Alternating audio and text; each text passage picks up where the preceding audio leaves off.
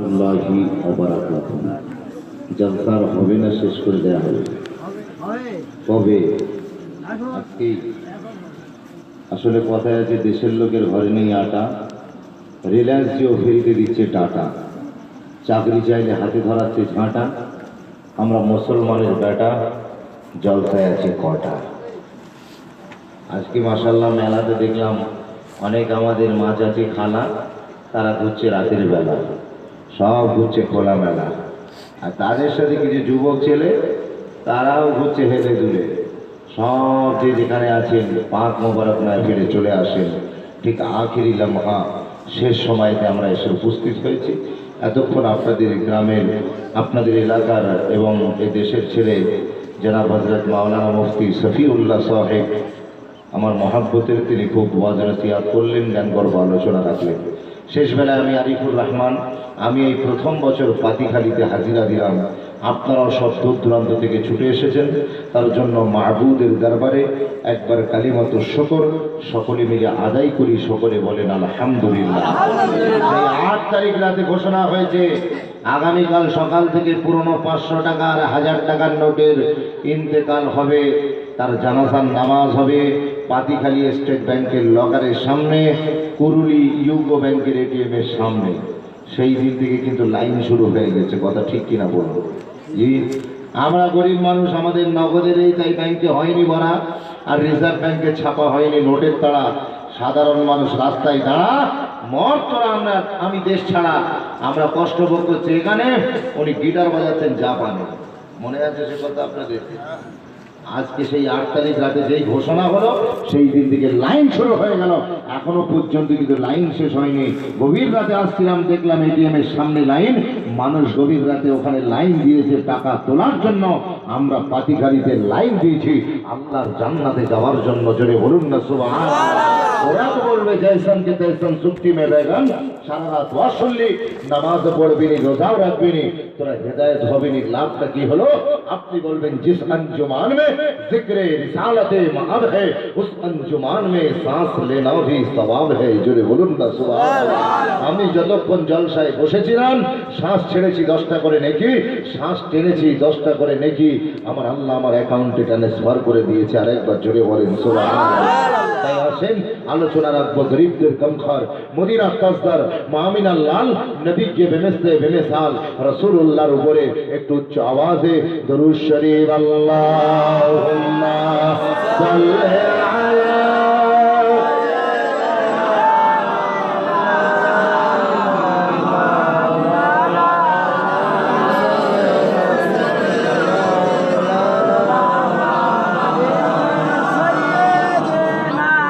সেই দরুদ শরীফ শেষ হতে পারলে বাঁচেরাম একটা ভাব।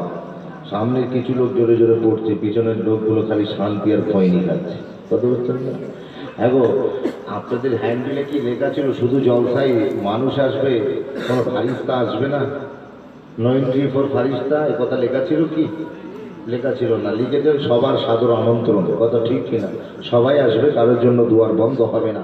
তাই হযরতে ইনসান যখন এসেছে, গায়ে পাঞ্জাবি লাগিয়েছে, মাথায় টুপি দিয়ে নিজস্ব পোশাক পরে জলসায় মানুষেরা হাজির হয়েছে।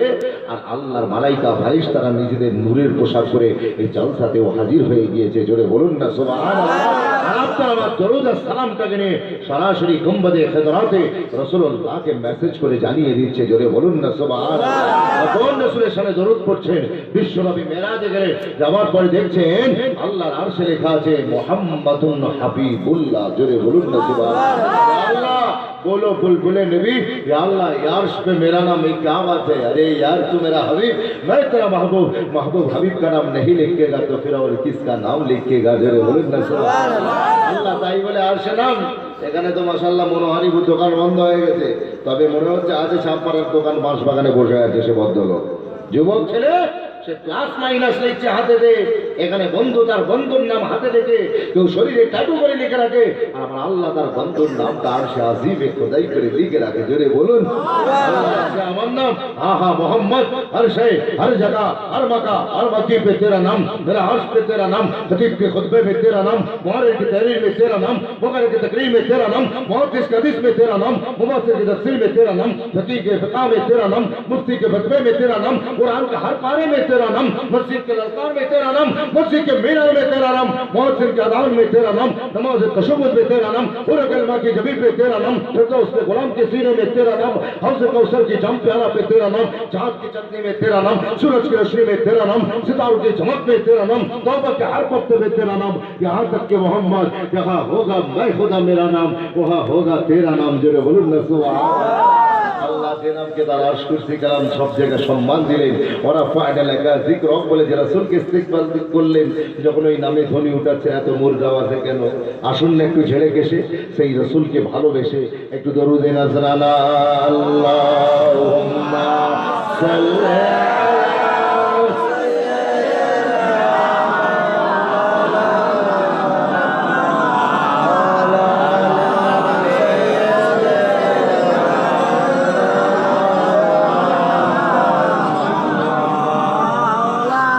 أعوذ بالله من الشيطان الرجيم بسم الله الرحمن الرحيم ما كان محمد أبا أحد من رجالكم ولكن رسول الله وخاتم النبيين وكان الله بكل شيء عليما إن الله وملائكته يصلون على النبي يا أيها الذين آمنوا صلوا عليه وسلموا تسليما اللهم صل على سيدنا وعلى آل سيدنا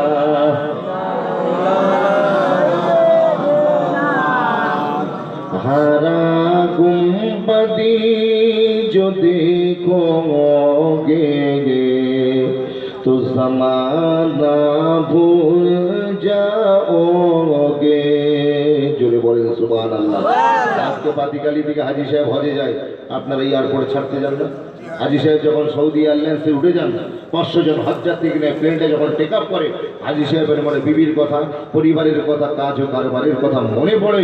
কিন্তু বিশ্বাস করুন, খোদা কি ইজ্জত কি কসম, রাসূলুল্লাহর গুম্বাদে চেহারাটা সামনে চলে আসার পরে দুনিয়ার কারো কথা মনে হয় না, শুধুমাত্র কেবলমাত্র একমাত্র ইমাম হুসাইনের নানাজান রাসূলুল্লাহর কথাই মনে হয়। জোরে বলেন हरा गुंबदी जो देखोगे तो ज़माना भूल जाओगे।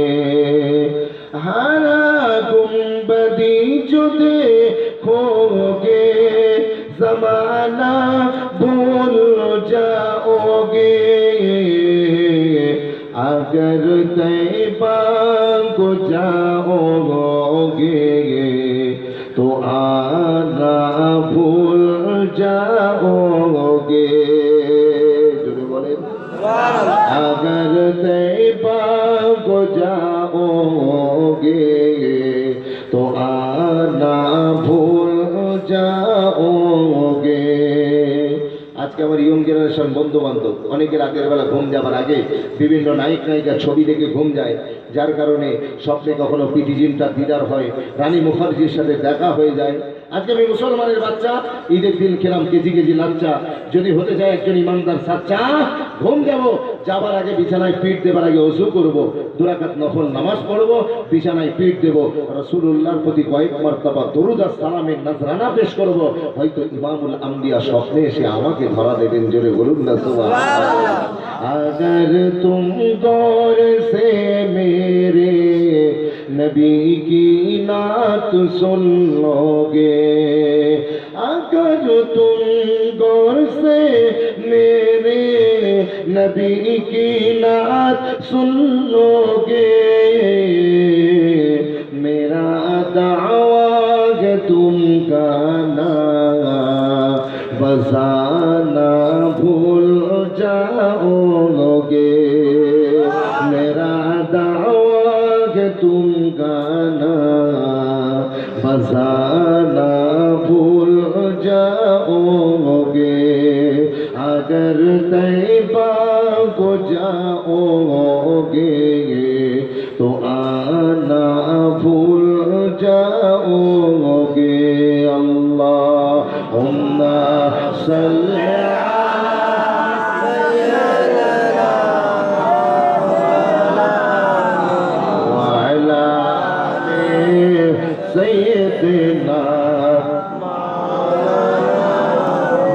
সরাসরি সাবজেক্টে আসেন, ভূমিকায় সময় নষ্ট করতে রাজি নয়।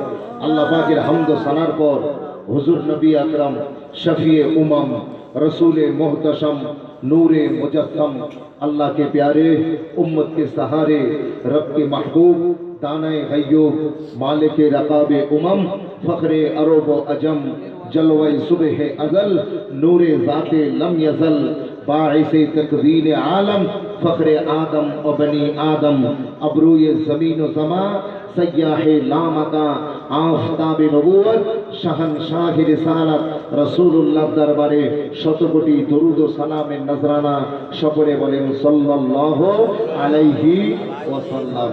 মাশাআল্লাহ, আপনারা সন্ধ্যার প্রাক্কাল থেকে এ পর্যন্ত বিভিন্ন ওলামাদের কাছ থেকে জ্ঞান গর্ব আলোচনা শুনেছেন। শেষ বেলায়তে আমি আরিফুর রহমান এসেছি। আমার পরে ফুরফুরা দরবার শরীফ থেকে পীর সাহেব হুজুর কেবলা তিনি এসে গিয়েছেন এবং আরাম করছেন। কিছুক্ষণ পরে আমার পরে মঞ্চে আসবেন, আখেরি মোনাজাত করবেন। আর একটুখানি সময় দেওয়া যাবে? আর একটুখানি সময় দেওয়া যাবে তো নাকি? জি। আচ্ছা, মাছ পুকুরে যে পুকুরে ছিল, মসজিদের সামনে তো পুকুর, পুকুরে যে মাছ আছে, যে পুকুরে মাছ থাকে, মাছ এমন একটা প্রাণী মাখলুক, সে কি করে পুকুর যেখানেই থাকবে সেখানকেই দুর্গন্ধযুক্ত করে দেবে। পুকুরে পানি রেখেছে, পুকুরের পানিতে মাছ আছে, পুকুরের পানিটাকে দুর্গন্ধ করে দিল। সকালবেলা জেলে ঘুম থেকে উঠে মাছ ধরলো, জেলের হাত দুর্গন্ধ।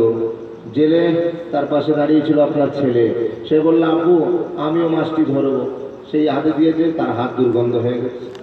যখন পাতিকালির বাজারে গেল, পুরুলির বাজারে গেল, তালদির বাজারে গেল, পুরো বাজারটাকে দুর্গন্ধ করে দিল। কথা ঠিক কিনা বলুন? জি। তো যখন মখলুক যখন আরেক মখলুকের সাথে সম্পর্ক রাখে তখন তাকে দুর্গন্ধ করে দেয়, কিন্তু মখলুক যখন খালেকের সাথে সম্পর্ক রাখে তখন হালটা কি হয়?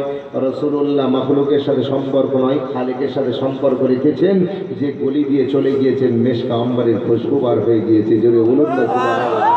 আজকে যে সমস্ত মানুষের এখানে এসে হাজির হয়েছেন প্রত্যেকেই কিন্তু খালিকের সাথে সম্পর্ক রাখতে চান।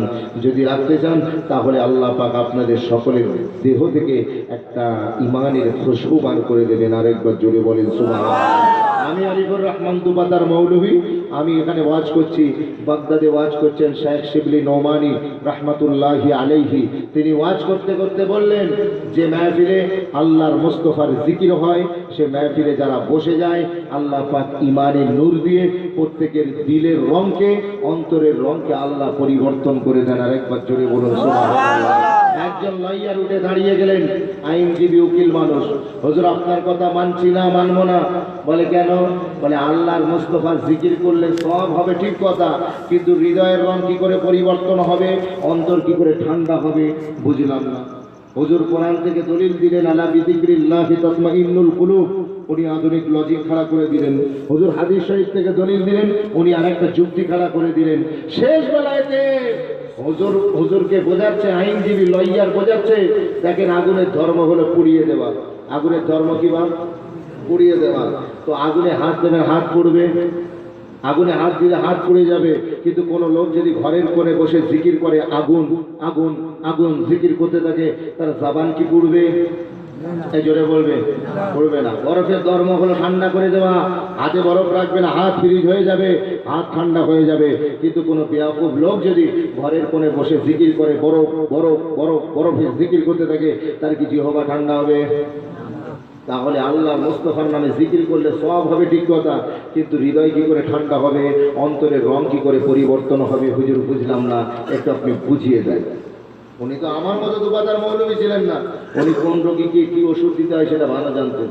তিনি বলে দিলেন, আমি তো জানতাম যে তুমি আমার কথা মানবে না, আমার কথা তুমি বুঝবে না, কারণ তুমি জেনারেল এডুকেটেড হয়েছো ঠিক কথা, কিন্তু তুমি একটা আস্ত গাধা, তুমি আস্ত গাধা। যেই বলেছে গাধা, সঙ্গে সঙ্গে রেগে গিয়েছে দাদা। মানে হুজুর আপনি আমাকে গাধা বললেন, এত লোকের সামনে, হাজার লোক হাজির, এখানে আপনি আমাকে গাধা বললেন।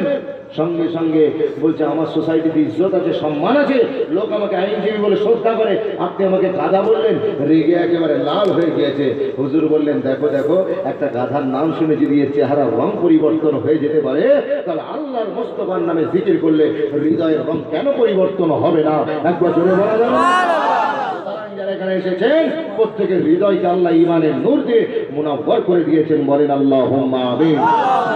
বাঙালির ছেলেকে জিজ্ঞাসা করা হয়, ভাই আজকে বাংলার কত তারিখ জানতে চাই, বলে জানি না রে, ইংরাজি বল। বাংলায় তত মতো, ইংলিশ পানির মতো। আর পয়লা বৈশাখের দিন যদি ভুলেও জিজ্ঞাসা করে ফেলেন, ভাই আজকে বাংলার কত তারিখ জানতে চাই, বলে তোর তো কদু গাছে গলায় দড়ি দেওয়া দরকার, তোর তো লাউ গাছে গলায় দড়ি দেওয়া দরকার, কারণ তুই বাঙালি হয়ে জানিস না আজকে পয়লা বৈশাখ, ভালো মন্দ খাবি আর সুন্দর পোশাক পরে ঘুরবি। তাহলে বাঙালি হলে তার পয়লা বৈশাখটা জানা দরকার, খ্রিস্টান হলে 25 ডিসেম্বর বড় দিনটা জানা দরকার। আর যারা মুসলমানের বাচ্চা হতে চায় একজন ইমানদার সাচ্চা, তাদের জন্য এই রকম এক মোবারক মাহফিলের দিনটাও জানা দরকার। একবার জোরে বলা যাবে না সুবহানাল্লাহ?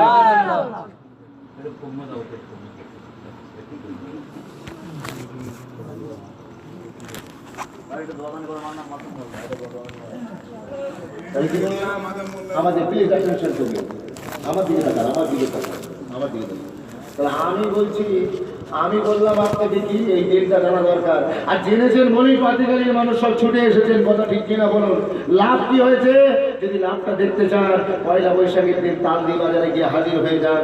দোকানদার ভাই দেখবেন ফুল দিয়ে দোকানটাকে সাজায়, আর কাস্টমারদের দিয়ে ডাক দিয়ে বলেন, আসুন ভাই পুরোনো খাতা ক্লিয়ার করা চাই, আগামীকাল শুরু হবে নতুন খাতা শুরু হবে। এই রকম মোবারক মাহফিলের দিনও আল্লাহ তার বান্দাদের ডেকে বলে, আয় আমার রাসূলুল্লাহর মাহফিলে বসে যা, আমি আল্লাহ তোদের পুরনো দিনের সাগীরা গুনার খাতাটা ক্লিয়ার করলাম, আগামীকাল শুরু হবে তোদেরও নতুন খাতা শুরু হবে। জোরে বলুন সুবহানাল্লাহ। টেনশন করার কারণ নাই, আমি যখন এসে গেছি আপনাদের চিন্তা করার কারণ নাই। আসেন, আপনারা আজকে এখানে একটা জলসা কায়েম করছেন, এলাকায় কিছু লোকের গা জ্বালা করছে যে পার্টির মিছিল হোক, কিন্তু নবী দিবস হবে কেন? আর এরা পেলো কোথায় জলসা? এরা পেলো কোথায়? সাহাবারা করেছেন, এই ইমামরা করেছে। عن ابي سعيد الخدري رضي الله عنه قال ما بيده خرج رسول الله صلى الله عليه وسلم من صحابه يعني من حلقة فقال ما اجلسكم؟ قالوا جلسنا ندعو الله ونحمده على ما هدانا لدينه ومن علينا بك. قال والله ما اجلسكم الا ذلك. قال اني لما استحلفكم تهامة بكم وانما اتاني جبريل عليه الصلاة والسلام فاخبرني ان الله عز وجل يباهي بكم الملائكة.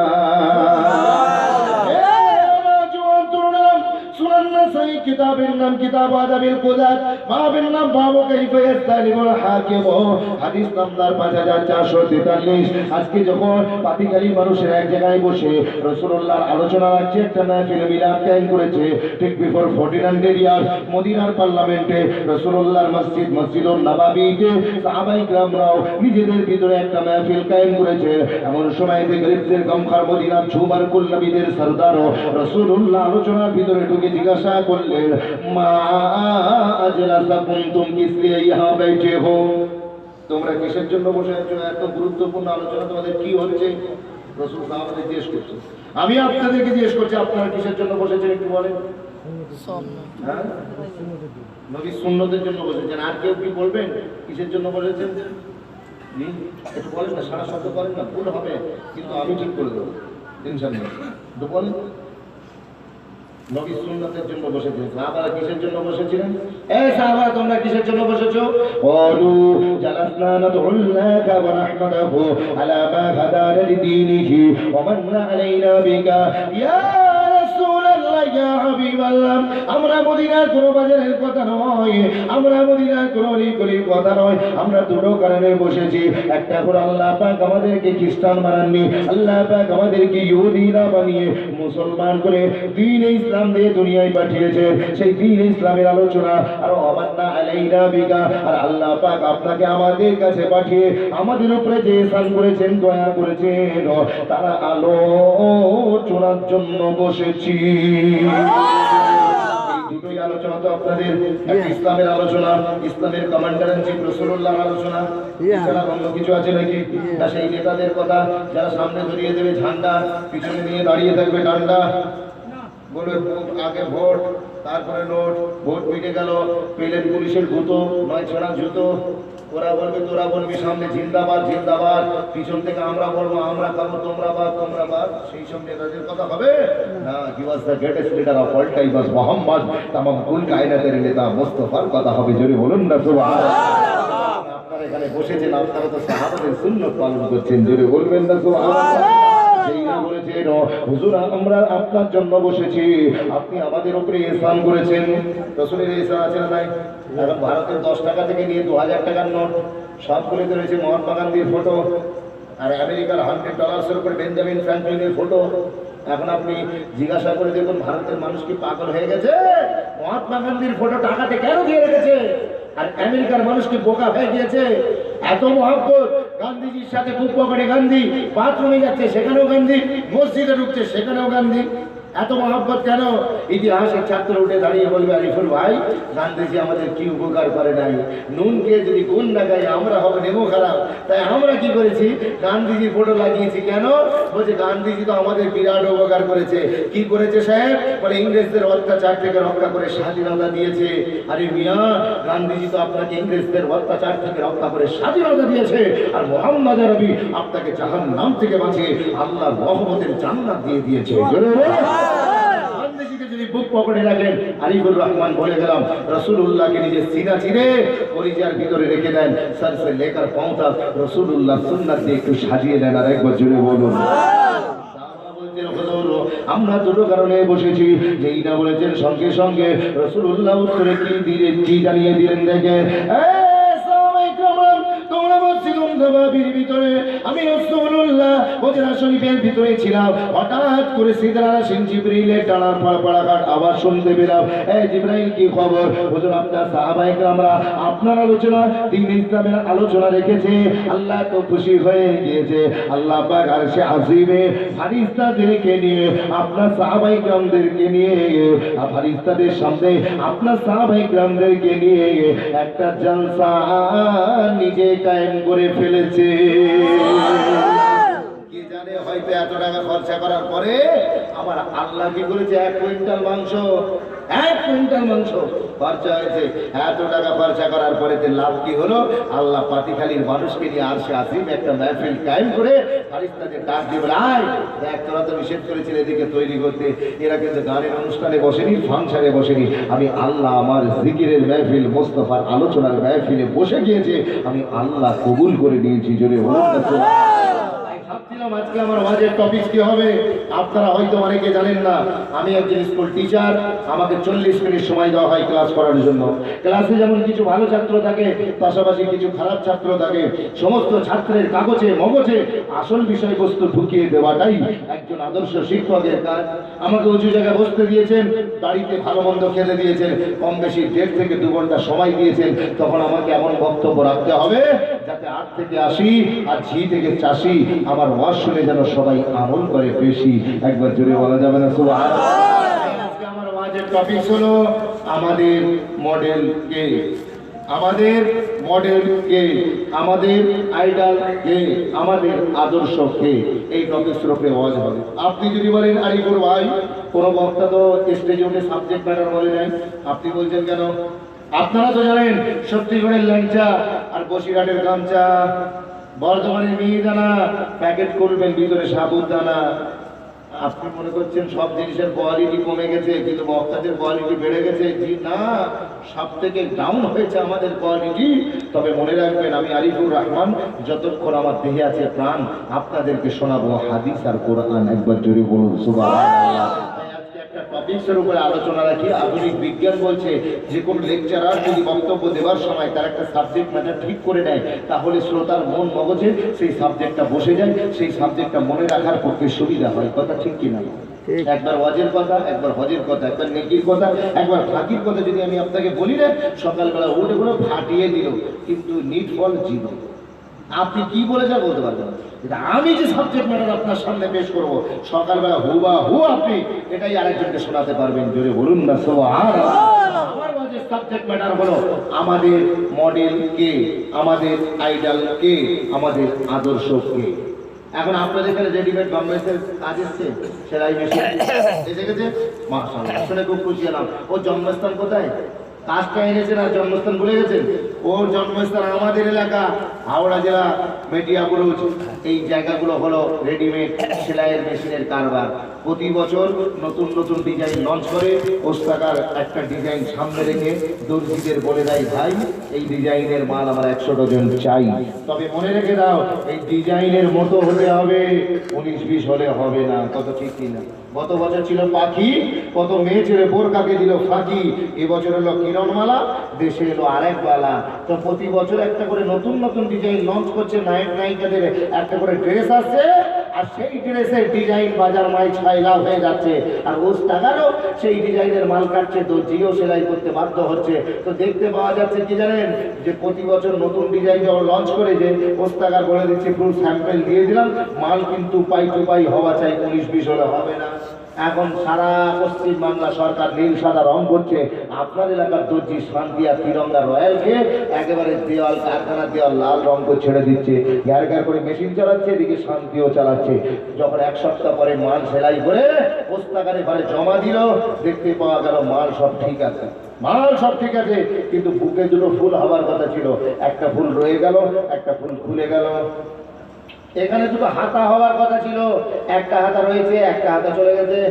এখন এই মাল ওস্তাকার কি জমা নেবে? এই কথা বলেন, জমা নেবে না। ওস্তাকার কেন নেবে না? মডেলের মতো হয়নি, স্যাম্পেলের মতো হয়নি, ডিজাইনের মতো হয়নি, তাই ওস্তাকারের ঘরে জমা হবে না। এখানে ওস্তাকার নেবে না। মনে রেখে দেন, বিশ্বাস করুন, আল্লাহ পাক আপনার আমার জন্য একজনকে মডেল করে পাঠিয়েছেন আর বলে দিয়েছেন এর মতো হতে হবে, এর বাইরে গেলে হবে না। এখানে মডেলের বাইরে গেলে ওস্তাকার নেবে না, আর ওখানে মডেলের বাইরে গেলে আমার আল্লাহ জমা নেবেন না।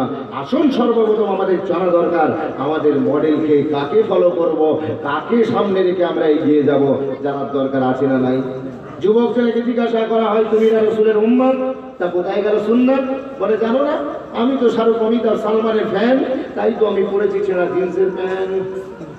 আমাদের মা বোনেরা বলছে, আমরা আমাদের ঋতুকন্যা ক্যাটরিনা কারিনা ওসব নামাজ রোজা আমরা পারি না। অনেক যুবক বন্ধুকে দেখতে পাওয়া যায়, কানে দেয় দুল, হাতে দেয় বালা, দেখতে লাগে জরিনা খালা। আপনি কাকে ফলো করছেন? আপনার মডেলকে, আপনার আদর্শকে। আজকের ওয়াজের সাবজেক্ট ম্যাটারই হলো এটাই, যে আমাদের মডেলকে আমি কাকে ফলো করব, কি পোশাক আশাক, কি ব্যবহার আচারে, কি কৃষ্টি কালচারে, কি সম্প্রদায় সংস্কৃতিতে, সংসারে, পরিবারে, ব্যক্তিগত জীবনে কাকে ফলো করব, এই সাবজেক্টের বক্তব্য হবে। কি ওয়াজটা বোঝা যাচ্ছে না? যাচ্ছে না? আসেন আলোচনা রাখবো, তার আগে একটুখানি উচ্চ আওয়াজে দরুদ শরীফ আল্লাহুম্মা সাল্লি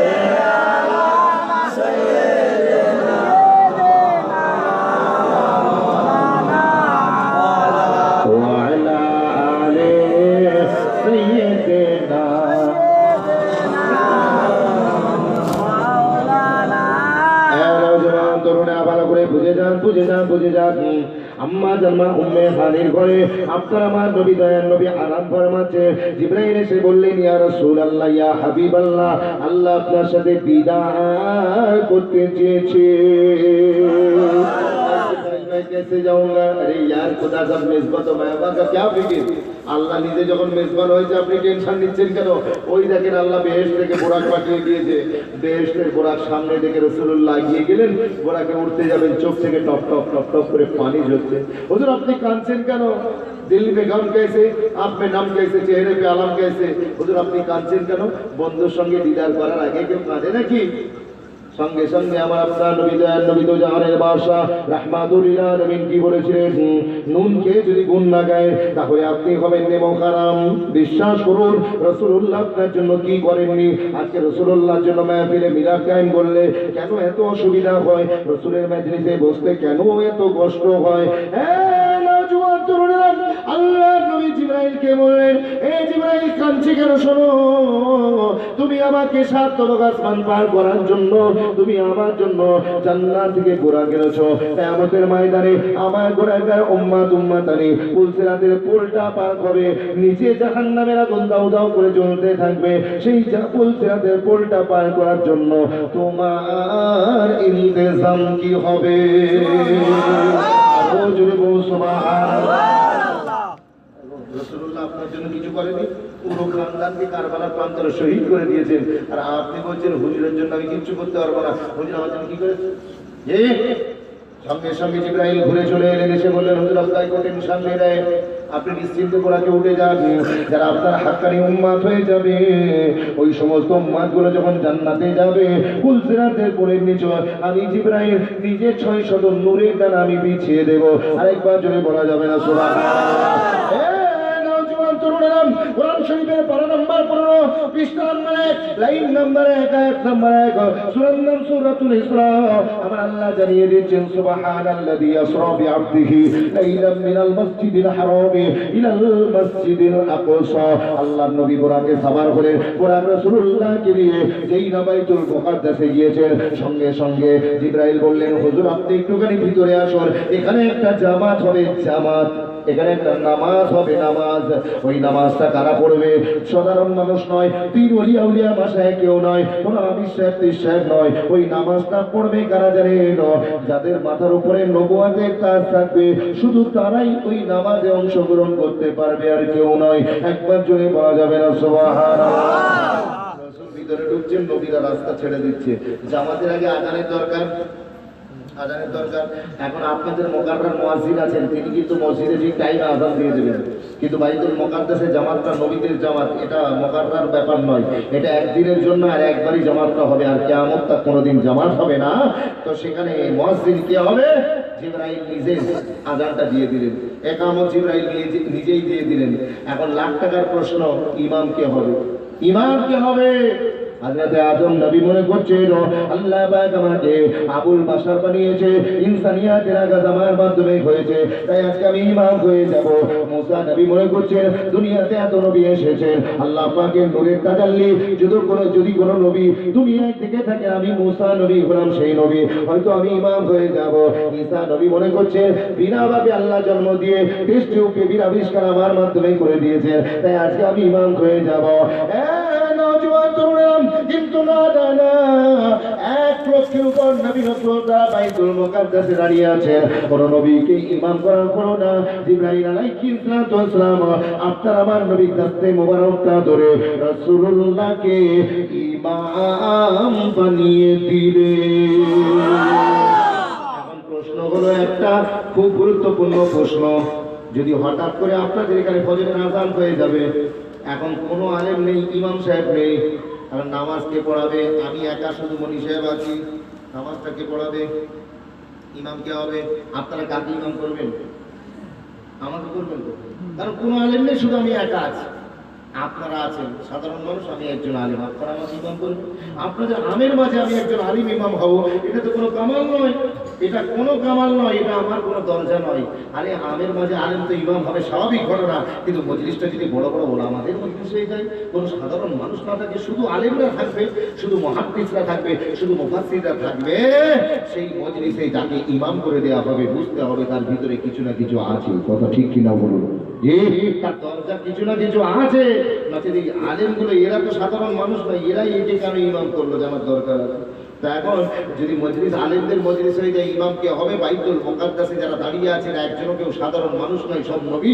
এখন ইমাম কে হবে? রাসূলুল্লাহকে দাঁড় করিয়ে দেওয়া হয়েছে, কিন্তু ফতোয়ায়ে শাফি বলছে আহাক্কু বিল ইমামা আলামুহুম বিসুন্নাহ সুম্মা আওরাউহুম সুম্মা আকরাউহুম সুম্মা আহসানুহুম ওয়াজহা। ফতোয়ায়ে শাফি বলছে মজলিস যদি আলেমদের হয়ে যায়, ইমাম কে হবে? বলছে ওই আলেমদের ভিতরে প্রথম দেখা হবে, যিনি সবচেয়ে বড় আলেম হবেন তাকে ইমাম করে দেওয়া হবে। এখন নবীদের ভিতরে হযরত আদম নবীকে আল্লাহ পাক সবচেয়ে বড় আলেম বানিয়েছিলেন। ও আল্লামা আদম আল আসমার চেরাগ নিয়ে আদম নবী দাঁড়িয়েছিলেন। সেই আদম নবীকে ইমাম করা হলো না, আপনার আমার নবীকে করা হলো। তার কারণ আমার আল্লাহ বুঝিয়ে দিলেন যে আমার নবী আমার বন্ধু স্কুলে যায়নি, কলেজে পড়িনি, ইউনিভার্সিটি চৌকাট বানায়নি, কোনো উস্তাদের কাছে দর্শ নেয়নি। अगर पूरी दुनिया में सबसे बड़ा कोई आलिम है तो वो आमना का लाल है। जो बोलूं ना सुभान তো এখন সবাই যদি বড় বড় আলেম হয়ে যায়, দ্বিতীয় পয়েন্ট কি দেখা হবে?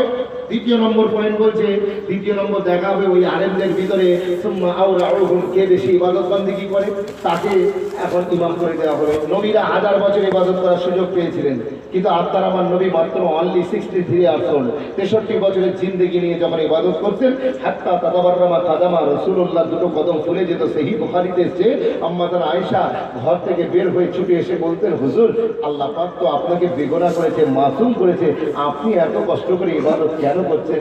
আপনার তো কোনো গুনাহ নেই। ওই সময়তে জামানে নবুয়ত থেকে একটাই কথা বের হয়েছে, এ আয়েশা আমার কোনো গুনাহ নাই, কিন্তু আমার উম্মতের কি কোনো গুনাহ নাই? জোরে বলুন না। কিয়ামতের দিন যারা আটকা পড়বে, আমি রাসূলুল্লাহ আমার নেকিগুলো তাদের অ্যাকাউন্টে ট্রান্সফার করে নাজাত করে দেবো। জোরে বলুন না। নুনকে গুন্ডা গাইলে তার নাম হবে, সেটা আপনারা বলবেন, আমি আর বলছি না, তাহলে ধরিয়ে দিচ্ছি। জি, এখন সেই রাসূলুল্লাহ মাত্র 63 বছরের জিন্দেগিতে ইবাদত করেছেন। নবীরা 1000 বছর আল্লাহকে সিজদা দিয়েছেন। রাসূল যখন সিজদায় গেলেন, আল্লাহ বললেন, হাবিব পুরি রাত জাগা মত কর, কবি সোয়া লিয়া কর। আর একবার জোরে বলুন না সুবহানাল্লাহ। তাহলে বোঝা যাচ্ছে রাসূলের একটা সাজদা নবীদের 1000 বছরের ইবাদতের চেয়ে শ্রেষ্ঠ। সেই ইবাদত গুজার নবীকে বাইতুল মুকাদ্দাসের ইমাম করে দেয়া হলো। এখন সবাই যদি ইবাদত বান্দিগি করে, 3 নম্বরে সেই মজলিসে কাকে ইমাম করা হবে? 3 নম্বরে কি কোয়ালিটি দেখা হবে? বলছে সুম্মা আকরাউহুম, ও কার গলার ইলহাম সবচেয়ে ভালো, কে বড় কারি, তাকে ইমাম করে দেওয়া হবে। নবীদের ভিতরে কোন নবীর গলার ইলহাম সুন্দর ছিল? দাউদ আলাইহিস সালাতু ওয়াস সালাম। দাউদ নবী যখন তেলাওয়াত করতেন, উপর থেকে কাঠিগুলো নিচে এসে বসতো, জঙ্গল থেকে পশুরা বের হয়ে আসতো, পুকুরের মাছ ডাঙায় উঠে পড়তো। সেই দাউদ নবীকে কিন্তু ইমাম করা হলো না, আপনার আমার নবীকে ইমাম করা হলো। তার কারণটা কি জানেন? পাতিখালীর মানুষ যখন জান্নাতে যাবে, হুজুর আসলে তাকবীর দেন, আর রাজনৈতিক নেতারা আসলে জিন্দাবাদ বলেন। জান্নাতীরা জান্নাতে যখন ঢুকবে, তখন তাদেরকে কিভাবে ইস্তেকবাল করা হবে জানা আছে? আপনারা যখন জান্নাতে ঢুকবেন, আপনাদেরকে গান শোনানো হবে। কি শোনানো হবে? গান শোনানো হবে। যদি বলেন আরিফুল ভাই গান যেহেতু হারাম, আমি আপনাদেরকে প্রশ্ন করি, শরাব পান করা কি কথা বলে না কেউ? আর আমার ওয়াজ কিন্তু বুঝবেন, আমার সাবজেক্ট ম্যাটার কিন্তু মনে আছে। কি বলুন তো, আমাদের মডেলকে আমি যা কথা বলবো, যদি 5 লক্ষ শব্দ 2 ঘন্টার ভিতরে ব্যবহার করি, প্রত্যেকটা কথার কিন্তু মূল উদ্দেশ্য আমাদের মডেলকে এইখানেই ফিরে আসবো, বাইরে যাবো না। কথা আমার বুঝতে পেরেছেন তো? আমার বড় উদ্দেশ্য হলো শরাব পান করা হচ্ছে হারাম, কিন্তু আপনারা যখন জান্নাতে যাবেন, আল্লাহ নিজে কুদরতি হাতে আপনাদের সকলকে শরাব পান তহুরা পান করাবেন। জোরে বলুন না সুবহানাল্লাহ। এখানে শরাব পান করলে ভুল বকতে শুরু করে দেন, আর জান্নাতি শরাব পান করার পরেতে আল্লাহ জিকির করতে শুরু করে দেবেন। জোরে বলুন। এখানে গান শুনলে বিভিন্ন নায়ক নায়িকার প্রেমে পড়ে যান, আর জান্নাতে যে গান শুনবেন, তারানা শুনবেন, নাগমা শুনবেন, ওটা শোনার পরে আল্লাহর মুস্তাফার প্রেমে পড়ে যাবেন। জোরে বলুন না সুবহানাল্লাহ। হ্যাঁ নওজোয়ান তরুণেরা, পাতিখালীর মানুষ জান্নাতে ঢুকবে, জান্নাতে 70,000 হুরেরা তারা গান গাইতে থাকবে, তারানা গাইতে থাকবে, নাগমা গাইতে থাকবে। যখন তাদের তারানা শেষ হয়ে যাবে, আল্লাহ জান্নাতীদেরকে লক্ষ্য করে বলবে, এই জান্নাতি তুমি কেসে লাগা, তোমাদের কেমন লাগলো এই তারানা? ওই সময়তে জান্নাতীরা বলবেন, আল্লাহ ইতিপূর্বে দুনিয়ায় অনেক কিছু শুনেছিলাম, অনেক তেলাওয়াত শুনেছিলাম, কিন্তু জান্নাতীদের গলার ইলহাম আমাদেরকে এত মন্ত্রমুগ্ধ করে দিয়েছে, মনে হয় এই তেলাওয়াতের উপরে আর কারোর তেলাওয়াত হতে পারে না। আল্লাহ বলবেন, এটা কি দেখলে এর চেয়ে স্পেশাল আছে? আল্লাহ এর চেয়ে স্পেশাল? হ্যাঁ, দাউদ নবী এদিকে এসো, তুমি একটু জবর তেলাওয়াত করো তো, তোমার গলায় ইলহাম দিয়েছিলাম।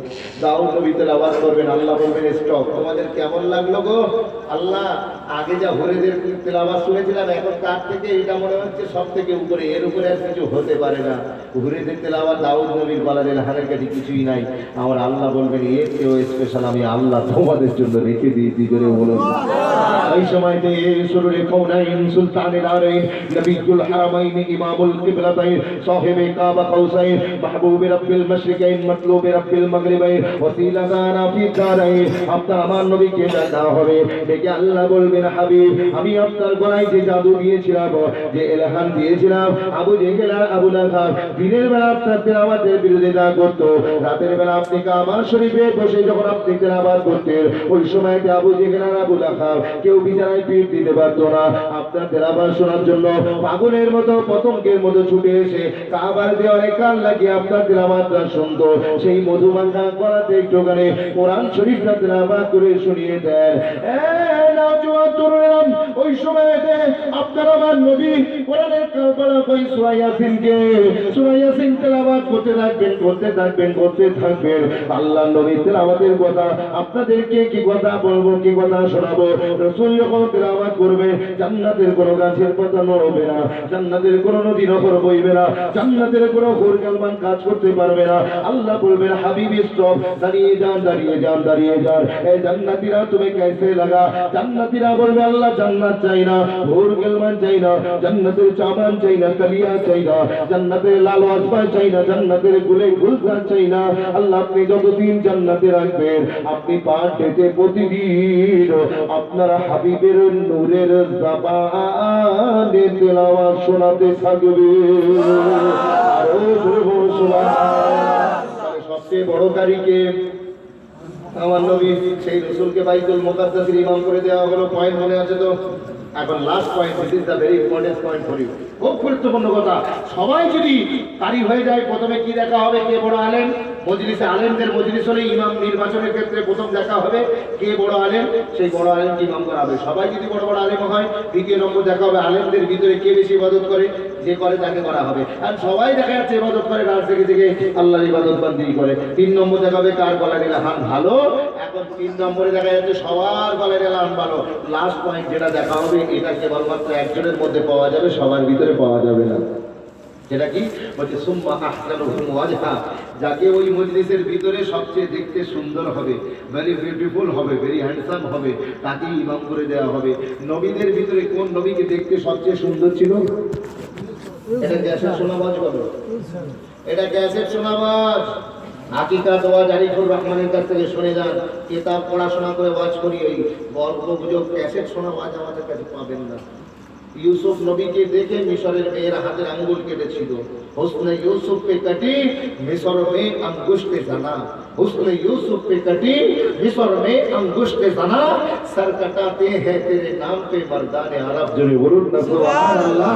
यूसुफ नबी के देखे मिस्र में हाथेर आंगुल केटेছিল আর আরবের লোকেরা সর কাটাতে हैं तेरे नाम पे मर्दाने अरब রাসূলুল্লাহর জন্য আরবের লোকেরা নিজেদের গর্দান কাটিয়ে দিয়েছে জোরে বলুন না সুবহানাল্লাহ ওখানে দেশটা ছিল মিশর এখানে দেশটা হলো আরব ওখানে মেয়েরা কেটেছে এখানে ছেলেরা কেটেছে ওখানে হাতের আঙ্গুল কেটেছে এখানে গর্দান কাটিয়ে দিয়েছে এখানে কাটি একবার কেটেছে মাটিতে হয়েছে পাঁচ টেন্স কিয়ামত পর্যন্ত ইউসুফ নবীর জন্য কেউ এক ফোঁটা রক্ত আর প্রবাহিত করবে না কিন্তু বিশ্বাস করুন সর কাটাতে कटाते हैं तेरे नाम पे मर्दाने अरब बिफोर 1400 ইয়ার রাসূলের সাহাবারা রাসূলুল্লাহর জন্য নিজেদের গর্দানটা যেমন কাটিয়ে দিয়েছে কিয়ামতটা পাতিকালীন রাসূলের আশিকরা তারা রাসূলুল্লাহর জন্য গর্দান কাটাতেই থাকবে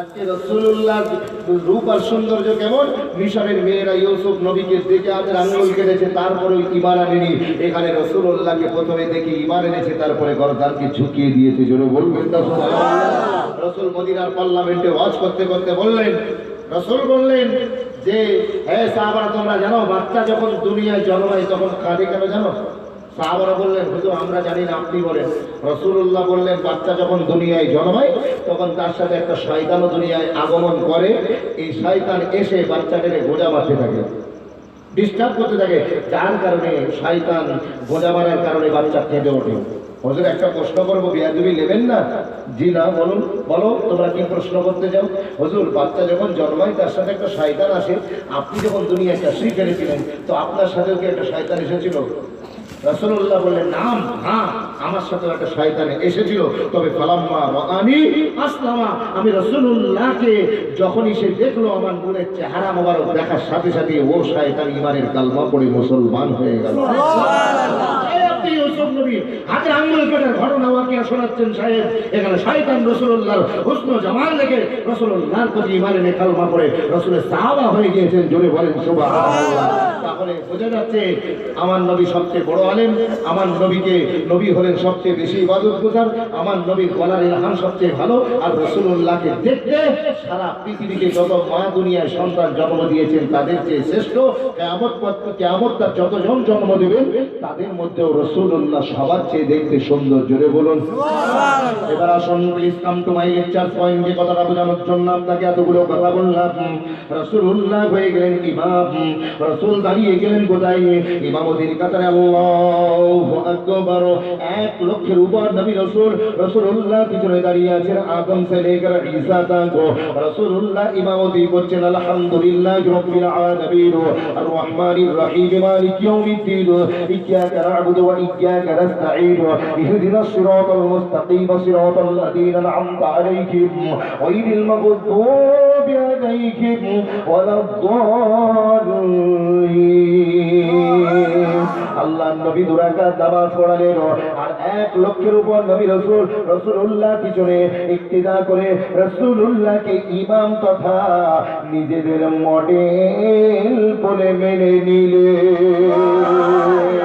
তাহলে শুধু আমরা উম্মতে মুহাম্মাদি নয়, আমাদের নবীদেরও মডেল। তাই তো ঈসা নবী যখন দুনিয়ায় আসবে উনি কি নবী হিসেবে আসবে না রাসূলুল্লাহকে মডেল মানতে আসবে? রাসূলুল্লাহকে মডেল মানতে আসবে।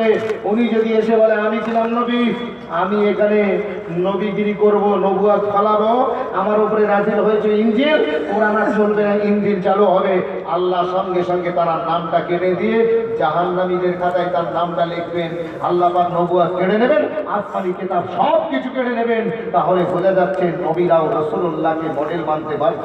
ইমামতির পিছনে ইক্তেদা করে বুঝিয়ে দিলেন রাসূলে তারিমা বিলেছেন, তবে আমরা বাজার অনুমতি পেয়েছি। রাসূল রুকুতে গিয়েছে তবে যেতে পেরেছি, রাসূলের আগে যাওয়ার ক্ষমতা নাই। রাসূলকে ফলো করেছে, রাসূলকে মডেল বলে মেনে নিয়েছে। এখন আমরা উম্মতে মুহাম্মাদি, আমাদের জন্য সকলের জন্য উচিত হবে রাসূলুল্লাহকে মডেল বলে মেনে নেওয়া। কথা ঠিক কিনা বলুন? আল্লাহ পাক নবীদের জন্য আপনার আমার নবীকে মডেল বলে মডেল করে পাঠিয়ে দিয়েছেন। এখন আসুন আমি আমার প্র্যাকটিক্যাল লাইফে রাসূলুল্লাহকে কতটা মডেল মানতে পারলাম। আমি একজন ডাক্তার, আমার জন্য রাসূল মডেল। আমি একজন মাস্টার, আমার জন্য রাসূল মডেল। আমি একজন আপনার দোকানদার, আমার জন্য রাসূল মডেল। আমি একজন বাপ, আমার জন্য রাসূল মডেল। আমি একজন স্বামী, আমার জন্য রাসূলুল্লাহ মডেল। আমি একজন ছেলে, আমার জন্য রাসূলুল্লাহ মডেল। আসুন না দেখি আমাদের প্র্যাকটিক্যাল লাইফে রাসূলুল্লাহকে কতটা মডেল গ্রহণ করতে পেরেছি। একটু বলবো তো, নাকি অসুবিধা হচ্ছে নাকি? বুঝতে পারছেন তো নাকি? বুঝতে পারছেন আমার কথা? জি। আমার কথায় যে বুঝবে না কিছু সে খাবে কচু, আর যে বুঝবে কিছু সে ওই পয়সা কিনবে লিচু। আর বলবো কিছু, আর একটু বলি, সামনের দিকে চলি। এই কদিন আগে আমাদের কাছে ঈদ বিদায় নিল। এই ঈদের দিনও কিন্তু রাসূলুল্লাহকে মডেল মেনে নেওয়ার, মডেল মানা দরকার আছে। যদি বলেন ঈদের দিন কি করে মডেল হবে? আপনার বাড়িতে যে মেয়ে ছেলেটা রোজ ভিক্ষা করতে আসে, সেই মেয়ে ছেলেটাকে আপনি ঈদের দিন কেমন ব্যবহার করেছিলেন? রাসূলুল্লাহ এই ক্ষেত্রে আপনার জন্য মডেল, আপনার জন্য আদর্শ। আজকে আমাদের ছেলেরা স্কুলে গিয়ে বলছে হাঁসের ডিম, মুরগির ডিম, সামনে আসছে ঈদের দিন। ঈদ মানে আনন্দ, ঈদ মানে খুশি। ঈদের দাওয়াত দিলাম, না এলে নাকি পারবো খুশি। আপনার বাচ্চাটা তার বন্ধুকে দাওয়াত দিল, আর আপনার বাড়িতে আপনি মেয়ে ঝি জামাই সকলকে দাওয়াত দিলেন, তারা খেয়ে গেল পায়েস, লাচ্চা, সিমাই, ইয়ার বন্ধু দোস্ত খেয়ে গেল, দিল কলজে গোস্ত, সবাই সব কিছু খেয়ে চলে গেল। আপনার বাড়িতে যে মেয়ে ছেলেটি ভিক্ষা করতে আসে তাকে কি আপনার বিবি, আমার বিবি বলতে পেরেছে ওগো জরিনা খালা ঈদের দিন আসবে একটু সকালবেলা, আমার বাড়িতে সিমাই রান্না হচ্ছে, সবাই খাবে, তুমিও এক বাটি খেয়ে যেও? আজকে আমার বাড়ি থেকে লোকটা ভিক্ষা করতে আসে আব্দুর রহমান ভাই, তাকে কি আমরা বলতে পেরেছি যে ভাই ঈদের দিন একটু সকালবেলা আসা চাই? আমি বলতে পারিনি। আজকে আমি আরিফুর রহমান নতুন পোশাক পরে ঈদের ময়দানে যাই, কিন্তু বিশ্বাস করুন আজকে পাতিখালিতে দূরবীন দিয়ে দেখলে দেখতে পাওয়া যাবে 5 থেকে 6 জন মানুষ এমন আছে যাদের ঈদের বেলাতে কাপড় জোটে না নতুন, তারা পুরনো কাপড় 15 টাকা খরচা করে লন্ডিতে দেয়, ইস্ত্রি হয়ে চলে আসে, সেই জামা পরে ঈদগায় যায়। কথা ঠিক কিনা বলুন? জি। আজকে লক্ষ্য করে দেখুন আমার আলমারিতে 10টা পাঞ্জাবি সাজানো, 5টা লুঙ্গি সাজানো আছে। আপনার বিবির আলমারিতে আনারসি, বেনারসি, আমদানি, জামদানি, আনারকলি, মিরু শাড়ি, তাঁতের শাড়ি, সবগুলো শাড়ি ওরা পরছে তাড়াতাড়ি আর ঘন ঘন পাল্টাচ্ছে। সেই শাড়িগুলোর ভিতরে গত বছর যেটা পরেছে এ বছর তো পরবে না, সেই একটা শাড়ি কি এদিন মিসকিন অনাথকে দেওয়া গেল না? আসুন না আমরা একটুখানি রসুল্লাহকে মডেল গ্রহণ করি। ঈদের দিন রসুল কেমন মডেল একটুখানি দেখুন। হ্যাঁ নওজোয়ান তরুণেরা, ভালো করে বুঝে যান, আল্লাহ নবী ঈদের দিন ঈদগার ময়দানে যাবেন। ঈদের দিন ঈদগার ময়দানে যাবেন। মদিনার আকাশে আপনার সবারই চাঁদ উঠেছে, তারা আপনার কি বলে বাচ্চা ছেলেরা ছোট্ট ছোট্ট পতাকা দিয়ে এলাকাটা ঘুরে বেড়াচ্ছে। এমন সময়তে আপনার কি বলে মদিনার আকাশে বাতাসে আপনার সিমাই লাচ্চার গন্ধে মোমো করছে। রাসূলুল্লাহ গরিবের গরিবানা পোশাক করে ঈদের ময়দানের দিকে যাচ্ছে। এমন সময় যেতে যেতে হঠাৎ করে রাস্তার ধারে দেখতে পেলে কিছু যুবক ছেলে, কিছু বাচ্চা ছেলে নতুন পোশাক পরে খেলাধুলা করছে। তাদের পাশে একটা ছেলে গায়ে তার নতুন পোশাক নাই, ধুলোবালি মাখা, রাস্তার ধারে দাঁড়িয়ে ঝরঝর করে কাঁদছে। রাসূলুল্লাহ জিজ্ঞাসা করলেন, মা ইউবকি কা ইয়া গোলাম, এ বেটা তু রোতা কিউ? তুমি কাঁদছো কেন? আকাশের চাঁদের দিকে ছেলেটা দেখে বলে, হুজুর ওই দেখে আকাশে যে চাঁদ উঠেছে, এটা কি শুধু আমিরদের জন্য না ফকিরদের জন্য? রাসূল বললেন, আকাশের চাঁদ আল্লাহর আকাশে যা ওঠে আমির ফকির সকলের জন্য। বলে ওই দেখেন আপনার সাহাবা ইকরামরা তাদের বাচ্চা ছেলেদের মাথায় টুপি আর গায়ে নতুন পাঞ্জাবি পরিয়ে হাত ধরে ঈদগাহ ময়দানের দিকে যাচ্ছে। আজকে আমার বাপ নেই বলে, আজকে আমার মা নেই বলে আমার কি কোনো ঈদ হবে না? আমার কি গায়ে কোনো নতুন পোশাক জুটবে না? নওজোয়ান তরুণরা, আল্লাহর নবী জিজ্ঞাসা করলেন, এ বাচ্চা তুমি বলো তোমার আব্বা আম্মা কোথায় গিয়েছে? ওই সময়তে বাচ্চা ছেলে বলেছিলেন, হুজুর আমি যখন মায়ের পেটে ছিলাম আমার আব্বা জান দুনিয়া থেকে বিদায় নিলেন। আমি যখন দুনিয়ায় ভূমিষ্ঠ হলাম মাও কিছুদিন পরে দুনিয়া থেকে বিদায় নিয়ে চলে গেলেন। সেই দিন থেকে আমি এতিম আর ইয়াসির হয়ে গেলাম। আল্লাহর নবী এতিম বাচ্চার মুখে মা বাবার ইন্তেকালের ঘটনা শুনে নিজের বাচ্চার ইন্তেকালের কথা মনে পড়ে গিয়েছে। পাঠেতে রাসূলুল্লাহ আম্মা জান হযরতে আমিনাকে ডেকে বলেন, আম্মু আমার আব্বা জান কবে আসবে? আব্বা জান কবে আসবে? আব্বা জানকে দেখতে বড় মন চায়। বিশ্বাস করুন একদিন আমিনা থাকতে পারলেন না, উম্মে আইমানকে সাথে নিয়ে ছোট্ট মুহাম্মদ 6 বছর বয়স রাসূলুল্লাহকে সাথে নিয়ে কোথায় গেলেন? আব্বা জান হযরতে আব্দুল্লাহর কবর জিয়ারত করতে।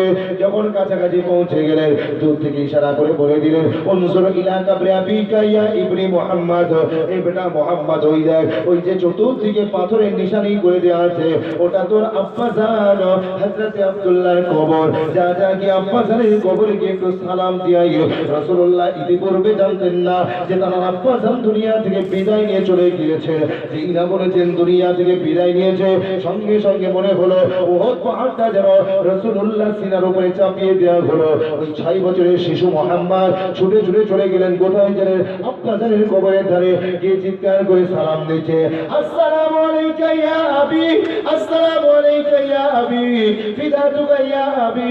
আব্বা জান আমার সালামের জবাব দিন, সালামের জবাব দিন, সালামের জবাব দিন। এটা বিশ্বাস করুন রাসূলুল্লাহ আব্বা জানের কবর থেকে কোনো রকম জবাব যখন আসে না, ওই সময়তে আল্লাহর নবী চোখ দিয়ে ঝরঝর করে পানি ঝরছে। কবরের পাথরটা ধরে কেঁদে বলেছিলেন, আব্বা জান আপনি তো নিজে কখনো একবার এসে আমাকে মুহাম্মদ বলে ডাকলেন না। আমি যখন ছোট্ট ছেলে নিজেই আপনার কবরের ধারে এসে হাজির হয়ে গিয়েছি, আমার সালামে কি আপনি জবাব দেবেন না? যখন হযরতে আমিনা দেখলেন অবস্থা খুব খারাপ, ছোট্ট করে মোনাজাত করে দিয়ে শিশু মুহাম্মদকে সাথে নিয়ে উটের পিঠে রওনা হয়ে বাড়ির পথে আসছেন।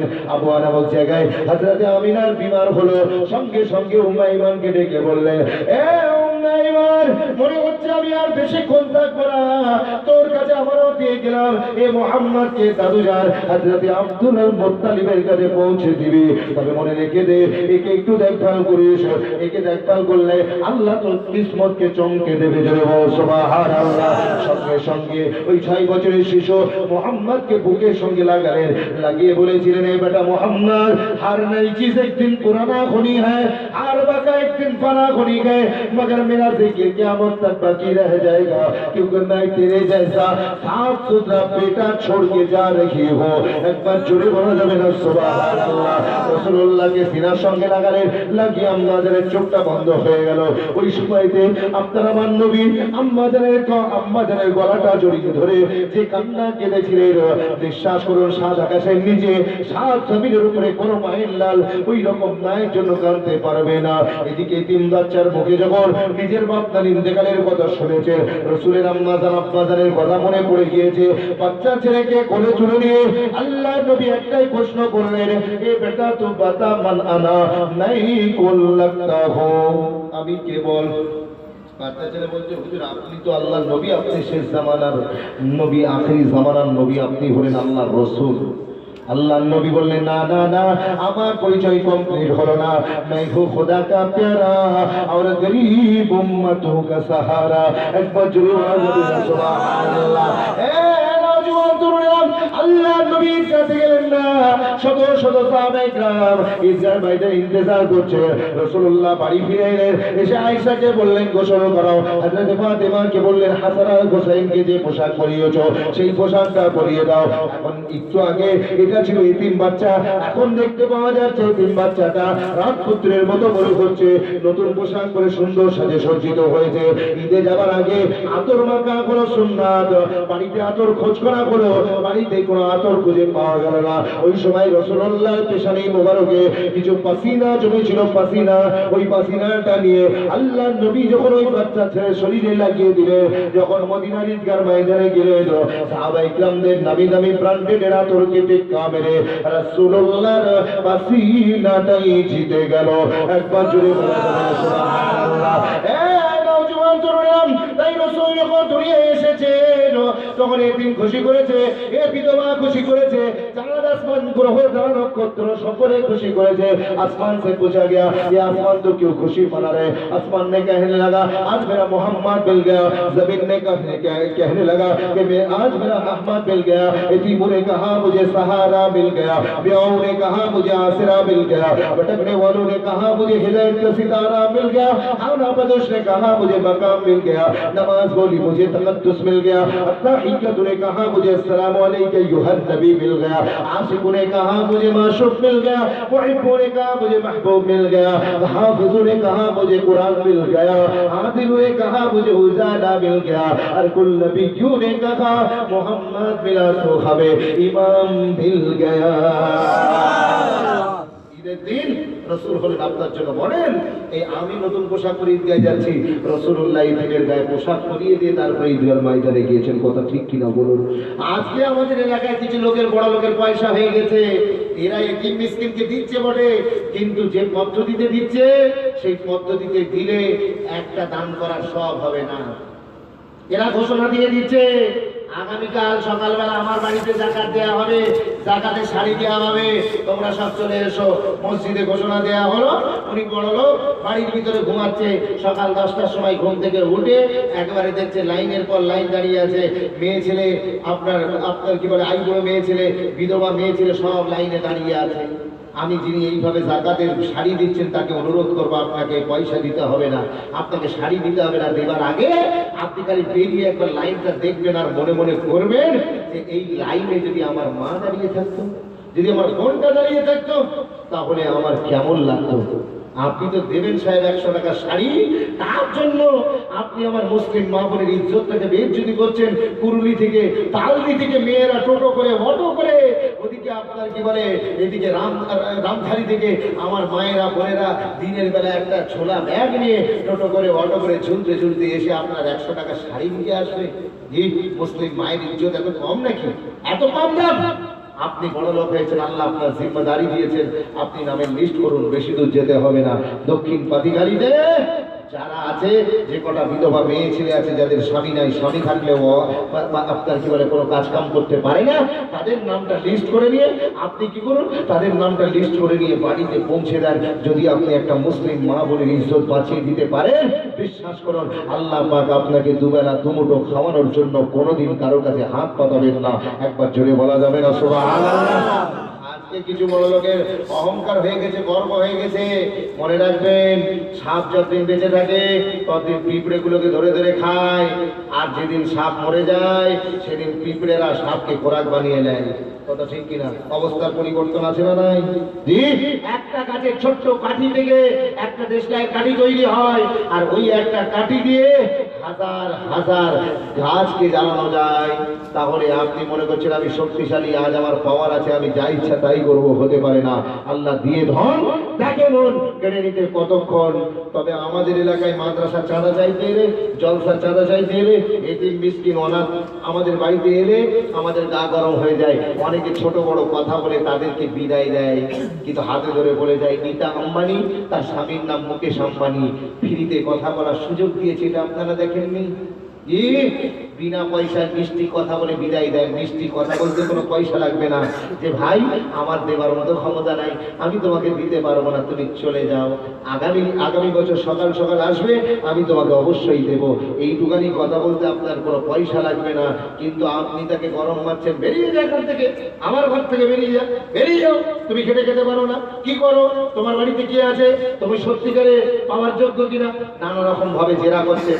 হাতে ধরে বলে যাই আপনি এই ফকির এতিম মিসকিনদেরকে খবরদারি রকম করবেন না। কারণ রাসূল বলেছেন, সহিহ বুখারী কিতাবুত তাওহীদে এসেছে, ইন্না মিন ইবাদিল্লাহি আল্লাহ ওয়াকসামাল্লাহ আবাররা, আল্লাহর একদল মাহবুব বান্দা আছেন ফকিরের হালতে আপনাদের বাড়িতে যাচ্ছে, খবরদার তাদের সাথে বেয়াদবি করবেন না। যদি বেয়াদবি করেন, তারা আকাশের দিকে খালি মুখ তুলে একবার তাকাবে, আল্লাহ পাক আপনার গর্বকে খর্ব করে দেবে। যদি বলেন আমাদের দলিল চাই, তাহলে বাগদাদে নিয়ে যাই। বাগদাদে সকালবেলা ফজরের পরে ঝিরঝির ঝিরঝির করে বৃষ্টি হয়েছে, রাস্তা পদুকে আদা কেচড় হয়ে আছে। সকালবেলা চাচা নতুন চায়ের দোকান খুলেছে, আর এক ফকির সাহেব ছেঁড়া ফাটা জামা পরে একটা খড়ম পরে খড়াম খড়াম খড়াম খড়াম করতে করতে যাচ্ছে। রাস্তায় কাদাটা ছিটাচ্ছে, জুতো থেকে এই কাদা ছিটিয়ে একবার এদিকে একবার ওদিকে, একবার এদিকে একবার ওদিকে হচ্ছে। চাচা মনে করলো সকালবেলার বৌরি করি এর দিয়ে ফকির সাহেবকে দিয়ে, মেয়ে এদিকে এসো, বসো। সঙ্গে সঙ্গে এক গ্লাস গরম দুধ করে দিলেন, ফকির সাহেব ঘর করে খেয়ে নিলেন। আর সকালবেলা গরম দুধ খালি পেটে একদম মেরে দিয়েছেন খুশির সাথে। বরকতের দোয়া দিলেন, শুকরিয়া আদায় করলেন।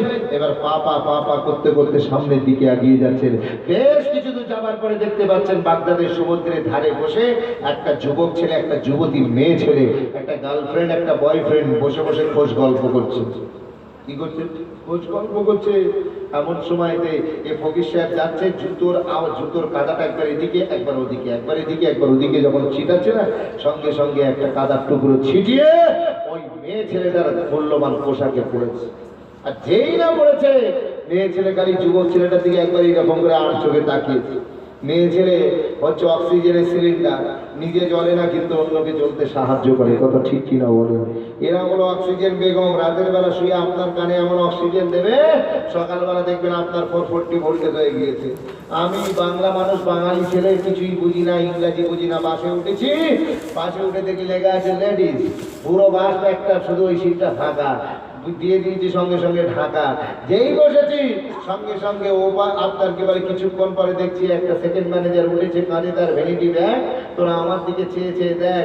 উনি উঠেছে একেবারে মেম সাহেব হয়ে, যেই উঠেছে সঙ্গে সঙ্গে ওপর থেকে কিছু যুবক ছেলে আমাকে বোঝে,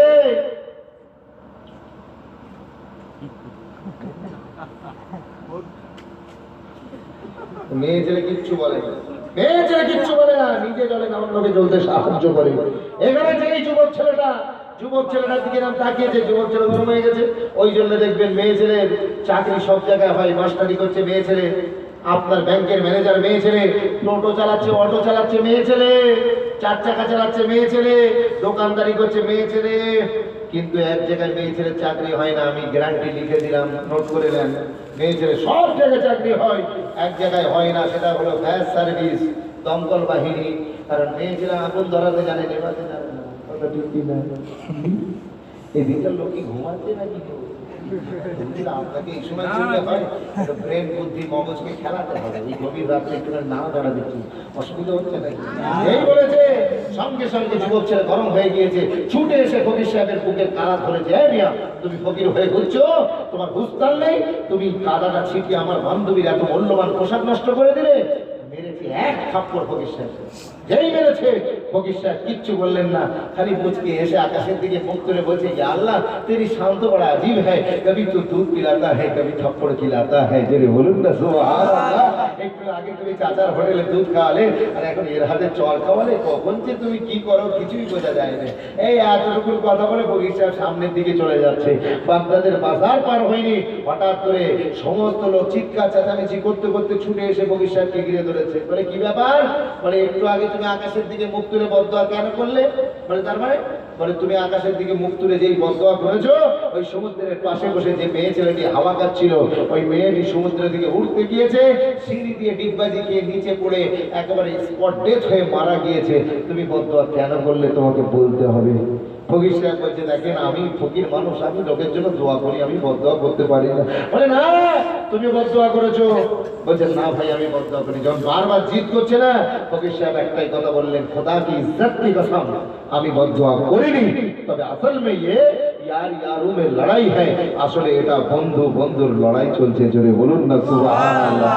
বলে তার মানে ওই সময়তে ফকির সাহেব লক্ষ্য করে যুবক ছেলেকে বলেছিল, এ যুবক বন্ধু শুনে রেখে দাও, যখন আমার জুতো থেকে কাদাটা ছিটিয়ে তোমার ওই মেয়ে বন্ধুর গায়ে পড়লো, তুমি তার বন্ধু, তোমার রাগ হয়ে গেল, তুমি এসে আমাকে যেই না একটা চড় মেরেছো, মারার সাথে সাথে আমার যিনি বন্ধু তারও রাগ হয়ে গেল।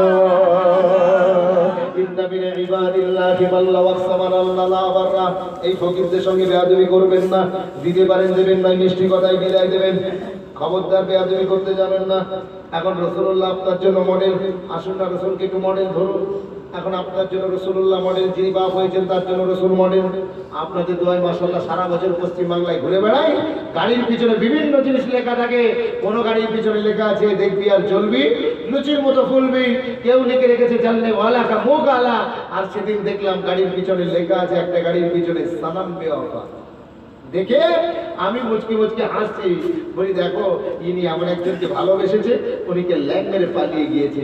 এমন একজনকে ভালোবেসেছে যিনি তাকে ধোকা দিয়ে পালিয়ে গিয়েছে। এসো আমি আরিফুর রহমান তোমাকে মদিনার পার্লামেন্টে নিয়ে যাব। মোস্তফার দামানটা যদি শক্ত করে ধরতে পারো, রাসূলকে যদি মডেল মানতে পারো, কি কবরে কি হাসরে কি মিজানে কি পুলসিরাতে রাসূলুল্লাহ তোমাকে ছেড়ে কোনোদিন পালিয়ে যাবেন না। জোরে বলুন না সুবহানাল্লাহ। दोनों आलम में तुझे मतलूब का आलम है, उनका दामन थाम लो जिनका मोहम्मद नाम है। আরেক বার জোরে বলেন সুবহানাল্লাহ। এখন আমাদের মান কত? আমাদের মান হলো 0।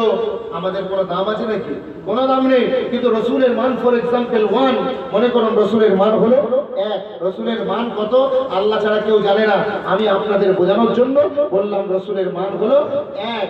এখন আমি আপনাকে প্রশ্ন করতে চাই, আপনাকে বলতে চাই যে 1 2 3 4 5 6 7 8 9, এই 9 সংখ্যাটা একদিন 8 সংখ্যাকে মেরেছে এক থাপ্পড়। যেই মেরেছে তখন 8 বলছে তুই মারলি কেন? বলে আমি তোর চেয়ে বড় তাই মেরেছি। বলে ও তুমি আমার চেয়ে বড় তাই মারবে, আর আমি আমার নিচে ছোটকে ছেড়ে দেবো? 8 কি করেছে? 7কে ধরিয়েছে। 7 6কে, 6 5কে, 5 4কে, 4 3কে, 3 2কে। এবার উপর দিক থেকে যত চাপ 2 এর উপরে এসেছে, 2 ছেড়েছে 1কে এত জোরে, 1 ঝরঝর করে কাঁদছে আর বলছে তুই আমাকে মারলি কেন? বলে আমি তোর চেয়ে বড় তাই মেরেছি। বলে তুই বড় বলে আমাকে মারলি, তো আমার পরে তো আর কেউ নেই। একের পরে যদি থাকে দূরে দেখছে শূন্য বসে আছে, একের পরে যদি কেউ থাকে সেটা কে? শূন্য থাকে। ও তখন শূন্যকে ডেকে বলছে, ও শূন্য ভাই আমি তোমাকে ভালোবাসতে চাই, তোমার সাথে আমি অশান্তি করতে চাই না, এসো আমরা 2 ভাই পাশাপাশি বসে যাই। একের পাশে যদি শূন্য এসে বসে যায় কি হয়ে যায়? 10 হয়ে যায়। মাস শুরু করেছিল কে? 9 থেকে এরা শক্তিশালী হয়েছে না দুর্বল হয়ে গেছে? শক্তিশালী হয়েছে। তাহলে আমরা হলাম 0, রাসূলুল্লাহ হলেন 1। যদি 0 হয়ে 1 এর পাশে বসতে পারি, আমার আল্লাহ বলছে সারা পৃথিবীর ভিতরে শ্রেষ্ঠ শক্তিশালী জাতিকে আমি আল্লাহ তোদেরকে পরিণত করে দেবো। জোরে বলুন না সুবহানাল্লাহ।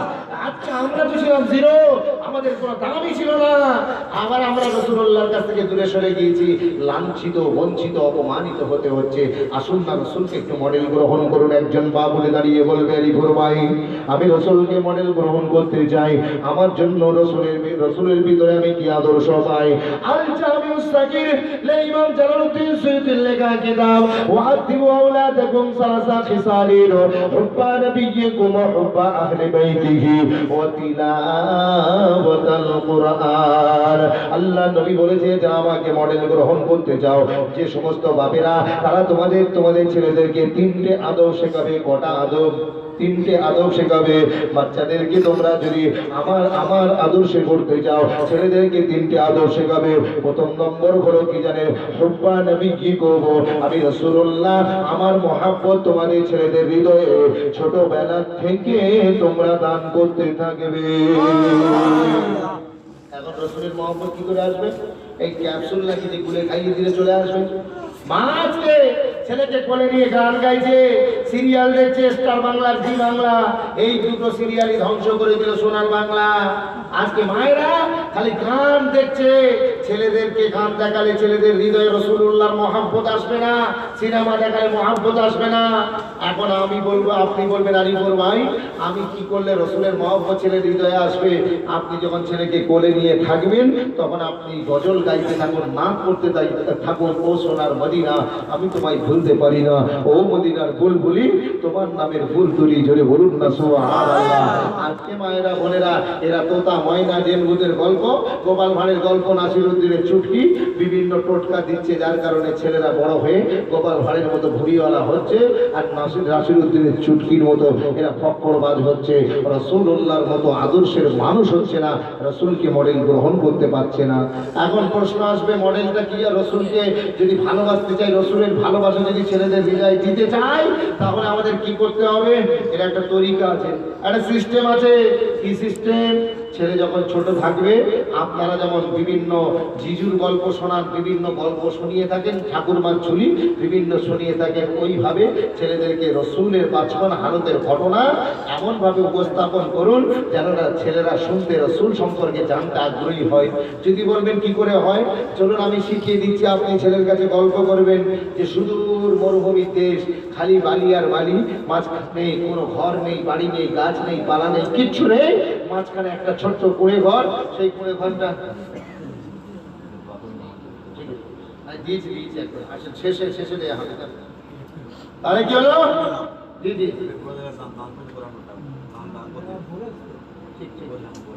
ঠিক আছে, আমার ভাই কোরআন শরীফ দান করেছে, আপনার সামনে দোয়া করতে যান ভাই। তাহলে কি বললাম? যে কি বলছি ভাই?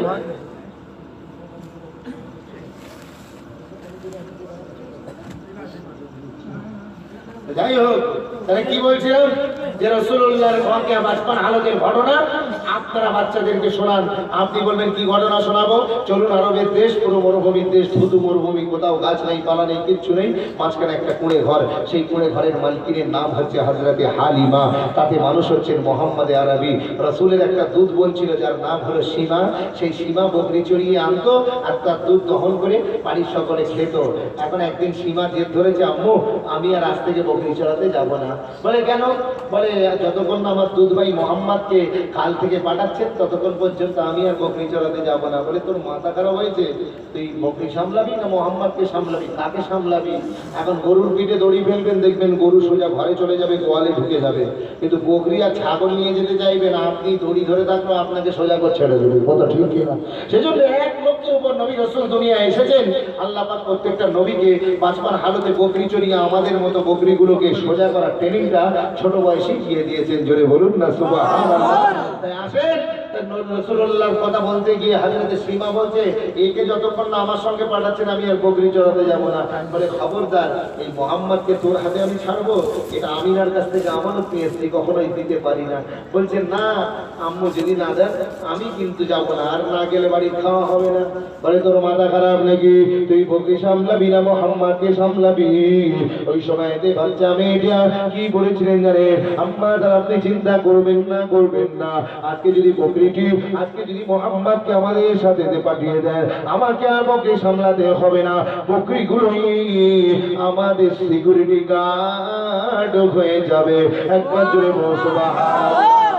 তার মানে তুই কি কোনোদিন ওকে নিয়ে গেছিলি নাকি? বলে হ্যাঁ আম্মু, একদিন আপনিও ঘরে ছিলেন না, আমার আব্বা যান হযরতে হারেসও ঘরে ছিল না, আমি ছোট্ট ভাই মোহাম্মদকে নিয়ে চলে গেলাম কোথায়? বকরি চড়াতে চলে গেলাম। আম্মা যান, আপনাকে কি কথা বলবো, কি কথা শোনাবো? অন্যদিন যখন আমি একা কি বকরি চড়াতে যাই, বকরিগুলোকে যদি ডান দিক থেকে টেনে আনি, বাম দিকে ছুটে পালিয়ে যায়, সামনের দিক থেকে টেনে আনলে পিছন দিকে চলে যায়। কিন্তু ছোট্ট ভাই মোহাম্মদকে সাথে নিয়ে গেলাম, বকরির পালটাকে যেখানেই ছেড়ে দিলাম ওইখানে রয়ে গেল। আর যে ঘাসগুলো খেলো, ঘাস খাবার সাথে সাথে মোহাম্মদের বরকতে নতুন নতুন ঘাস সে জায়গায় জন্মগ্রহণ করলো। আর ওই বকরিগুলো মাঝে মাঝে এসে আমার দুধ ভাই মোহাম্মদের দিদার করে গেল। একবার জোরে বল সুবহানাল্লাহ। হযরতে হালিমা বলছে, সীমা তুই আর কি দেখেছিস একটুখানি বললাম, আমার বড় শুনতে মন চায়। ওই সময়তে সীমা বলেছিলেন আম্মু বিশ্বাস করুন, অন্যদিন আমি একা যখন বকরি চড়াতে যাই, অন্যান্য কাফেলার লোকেরা আমার সামনে দিয়ে চলে যায়, আমার পিপাসায় কাতর হয়ে বলি মুঝে থোড়া পানি পিলা দো, মুঝে থোড়া পানি পিলা দো, আমাকে একটু পানি পান করাও। কিন্তু কেউ আমার কথা শোনে না, আমাকে এক ঢোক পানি পান করিয়ে দেয় না। কিন্তু যেদিন ছোট্ট ভাইকে সাথে নিয়ে গেলাম, আমি কি দেখতে পেলাম? ওই কাফেলার লোকগুলোর নজর আমার ছোট্ট ভাই থেকে পড়ার সাথে সাথে কাফেলার দিকে চুপ চুপ করে নামছে, নেমে কি করছে?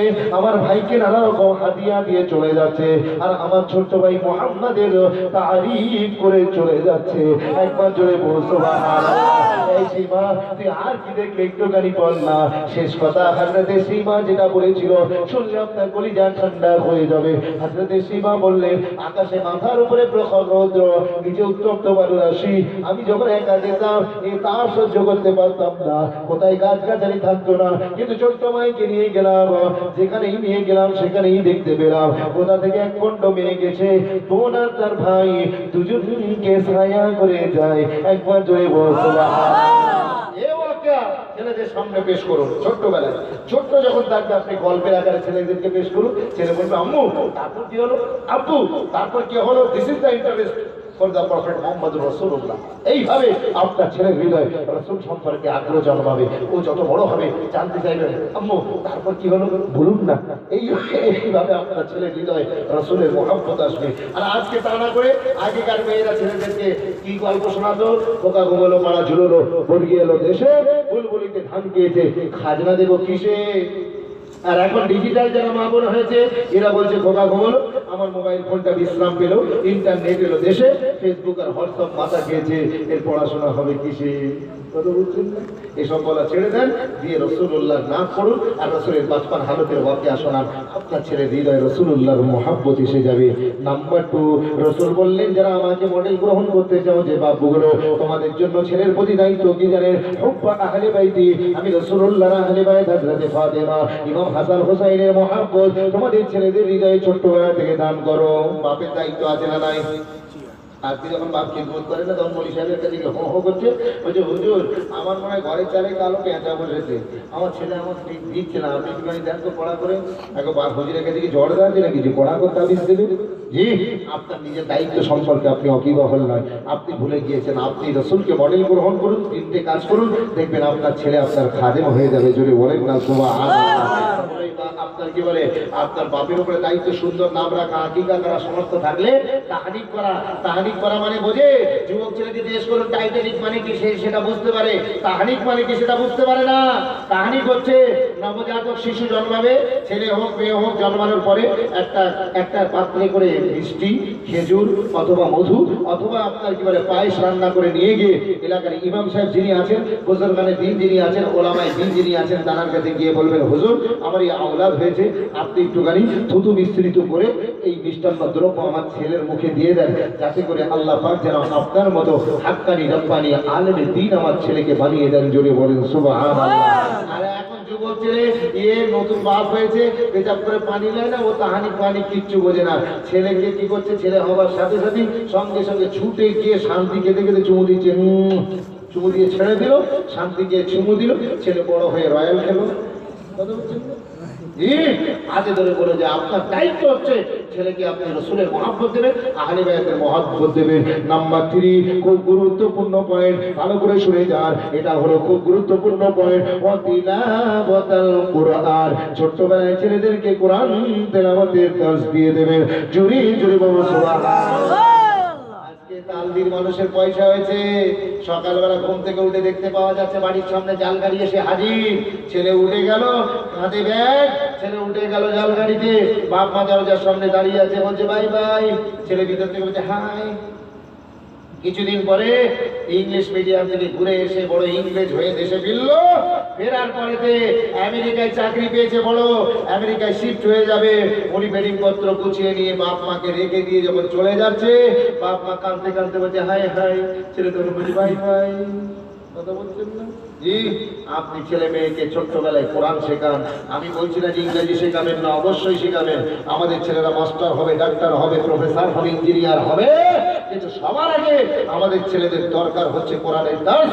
কারণ আপনি জানেন না, চারা গাছটা যখন ছোট থাকে, যদি পেকে ওঠার চেষ্টা করে, আপনি একটা কঞ্চি পুঁতে দিয়ে দড়ি দিয়ে বেঁধে দেবেন, চারা গাছ সোজা হয়ে যাবে। কিন্তু ওই চারা গাছ যদি পেকে একেবারে আপনার উপরে উঠে যায়, তারপর যদি বাঁশ পুঁতে দেন, ও সোজা আর হবে না। তাই হাতে ধরে বলি, ছেলেকে আপনি ডাক্তারি করুন, মাস্টারি পড়ান, কিংবা দর্জির কাজে লাগান, সোনাপাল্লিশে পাঠান, যেখানে ইচ্ছা পাঠান, কিন্তু সর্বপ্রথম কোরআনের দর্শটা দিয়ে দেন। আজকে বাপমারা যতটা Kidzee, North Point, South Point, Julien Day, JDL কলেজে পড়ানোর ব্যাপারে যতটা যত্নবান, তার ততটা যত্নবান কোরআন পড়ানোর ক্ষেত্রে নয়।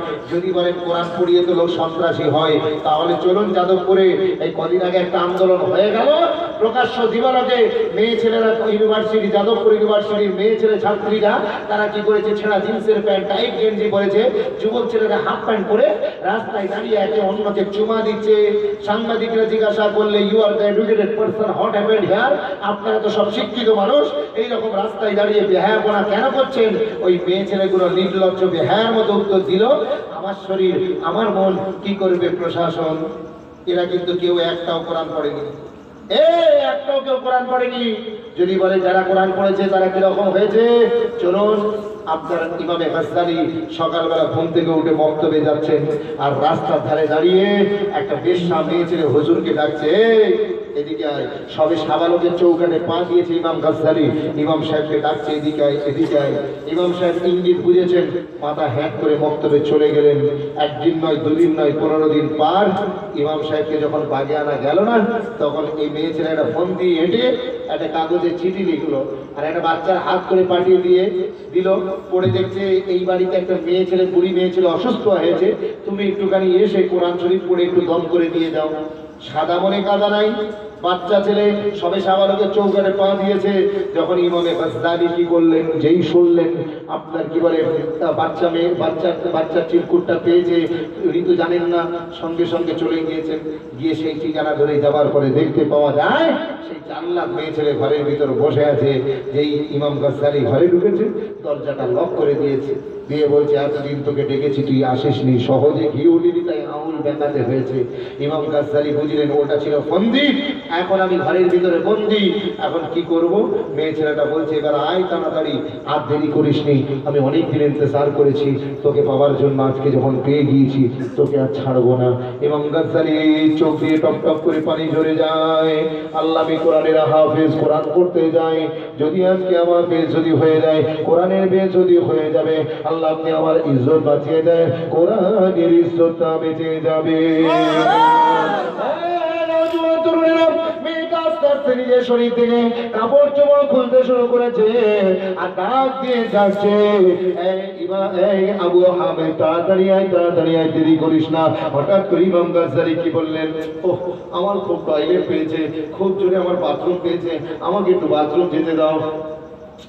কাজের সময় তোর বাথরুম পেয়ে গেল, ঠিক কাজের সময় তো বাথরুম পেয়ে গেল, যাবি আর আসবি, দেরি করবি, এই সময় তোরা ডিস্টার্ব করিস না, মেজাজ ফেটে যায়, যা এক্ষুনি যাবি আর আসবি তাড়াতাড়ি।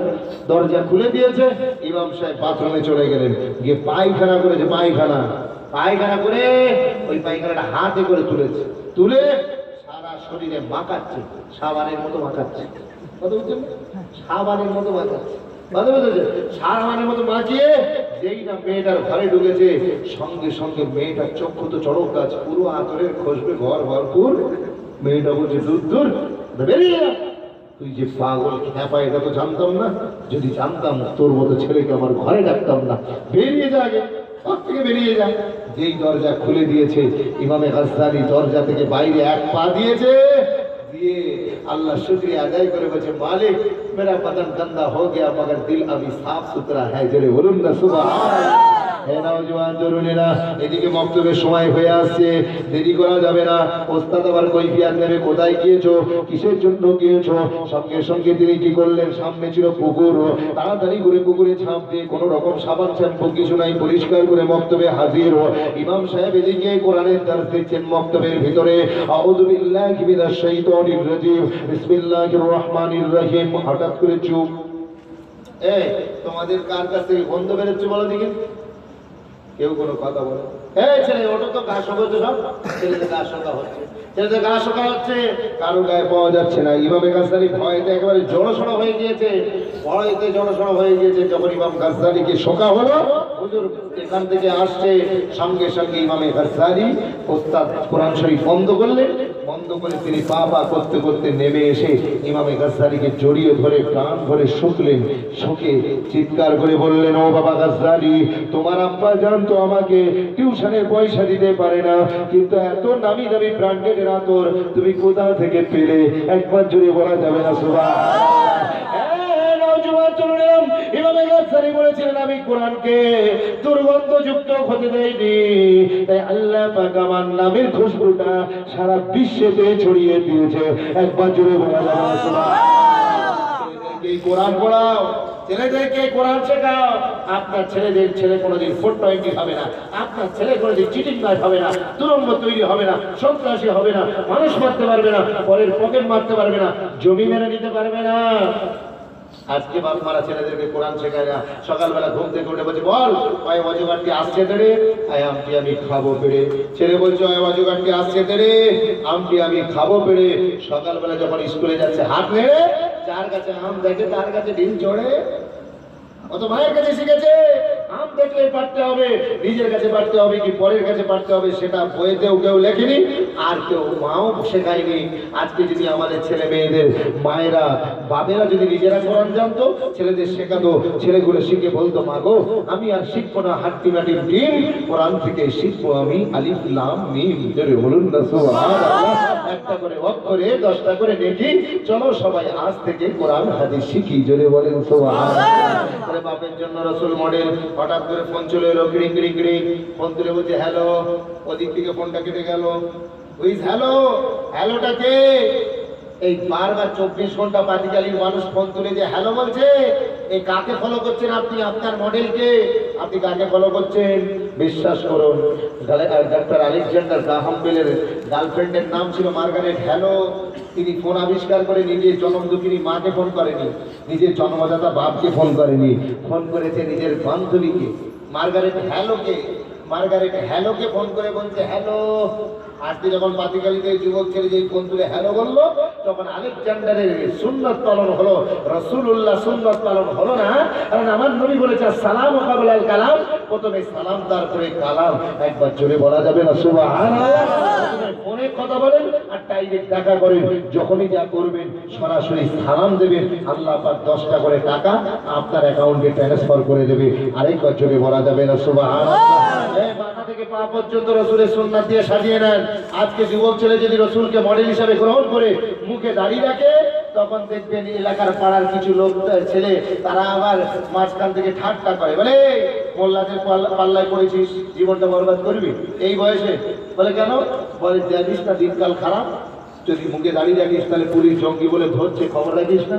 বলে শোন, আমি হলাম আশেকানে মোস্তফা, আমি রসুলকে মডেল গ্রহণ করে মুখে দাঁড়িয়ে রেখেছি, যদি দাঁড়িয়ে রাখার কারণে আমাকে দুনিয়ায় পুলিশ জঙ্গি বলে ধরে, তাহলে তুমি কবরে গেলে আল্লাহর ফারিস্তারা তোমাকে অপরাধী বলে ধরবে।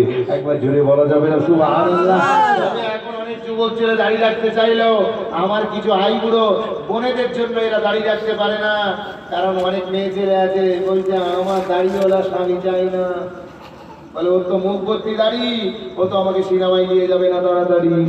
কথা ঠিক কিনা? আজকে তাই অনেক মেয়ে ছেলে আছে তারা দাড়িওয়ালা স্বামী বিয়ে করতে চায় না। আজকে আমি আপনাদের সকলকে বলি, এই এলাকায় যত কটা মেয়ে ছেলে আছে বিয়ে হয়নি সবাইকে জিজ্ঞাসা করে দেখুন সে তার স্বামীকে কেমন চায়। সবাই বলবে আমার স্বামী যেমন একজন নামাজি লোকের মতো চরিত্রটা হয়, আমার স্বামীর চরিত্র যেন হাজী সাহেবের মতো হয়, আমার স্বামীর চরিত্রটা যেন হুজুরের মতো হয়। কিন্তু কোনো মেয়ে ছেলে হুজুর স্বামীকে বিয়ে করতে চায় না, নামাজি স্বামীকে বিয়ে করতে চায় না, দাড়িওয়ালা স্বামীকে বিয়ে করতে চায় না। আমরা তো সবাই জান্নাতে যেতে চাই কিন্তু মরতে চাই না, কিন্তু না মরে জান্নাতে যাই কি করে? কথা ঠিক কিনা? আমরা যখন হুজুরের মতো চরিত্র চাই তখন হুজুরকে বিয়ে করতে কেন চাই না? তাই নারী সমাজকে পরিবর্তন করতে পারে যদি এই এলাকার মেয়েরা বয়কট করে দেয়। আমরা পাতিখালি আমরা তোমাদেরকে এই কথা বলি যে আমরা আজকে যে সমস্ত ছেলের মুখে দাঁড়িয়ে নেই, 5 ওয়াক্ত নামাজ পড়ে না, দাঁড়িয়ে পেশাব করে পানি নেয় না, যদি খবর পাওয়া যায় তাদের সঙ্গে আমাদের বিয়ে করব না, আমরা কোনো রকম রিলেশন রাখবো না, এই ঘোষণা যদি দিয়ে দেয়, আমার তো মনে হয় 100% এই এলাকার সমস্ত যুবক ছেলের মুখেতে ধীরে ধীরে আস্তে আস্তে দাড়ি গজাবে। কথা ঠিক কিনা বলুন? জি জি, একটু জোরে বলা যাবে না সুবহানাল্লাহ? মাথা থেকে পা পর্যন্ত রাসূলের সুন্নাত দিয়ে সাজান, মুখে দাড়ি রাখুন, মাথায় টুপি দিন, গায়ে জুব্বা দিন। কারণ ইহুদি পণ্ডিতরা ঘোষণা করে দিল, এই তোদের মোল্লাদের কে আছে ডেকে নিয়ে আজকে বাহাস করব। কিতাব সাজানো হলো, আলমারির পর আলমারি দিয়ে কিতাব সাজিয়ে দেওয়া হলো। ইহুদিরা ঘোষণা করে দিল, মুসলমানরা ভয় পেয়ে গিয়ে একবার এই আলেমের কাছে বলে আমার দ্বারা হবে না, ওনার কাছে আমার দ্বারা হবে না।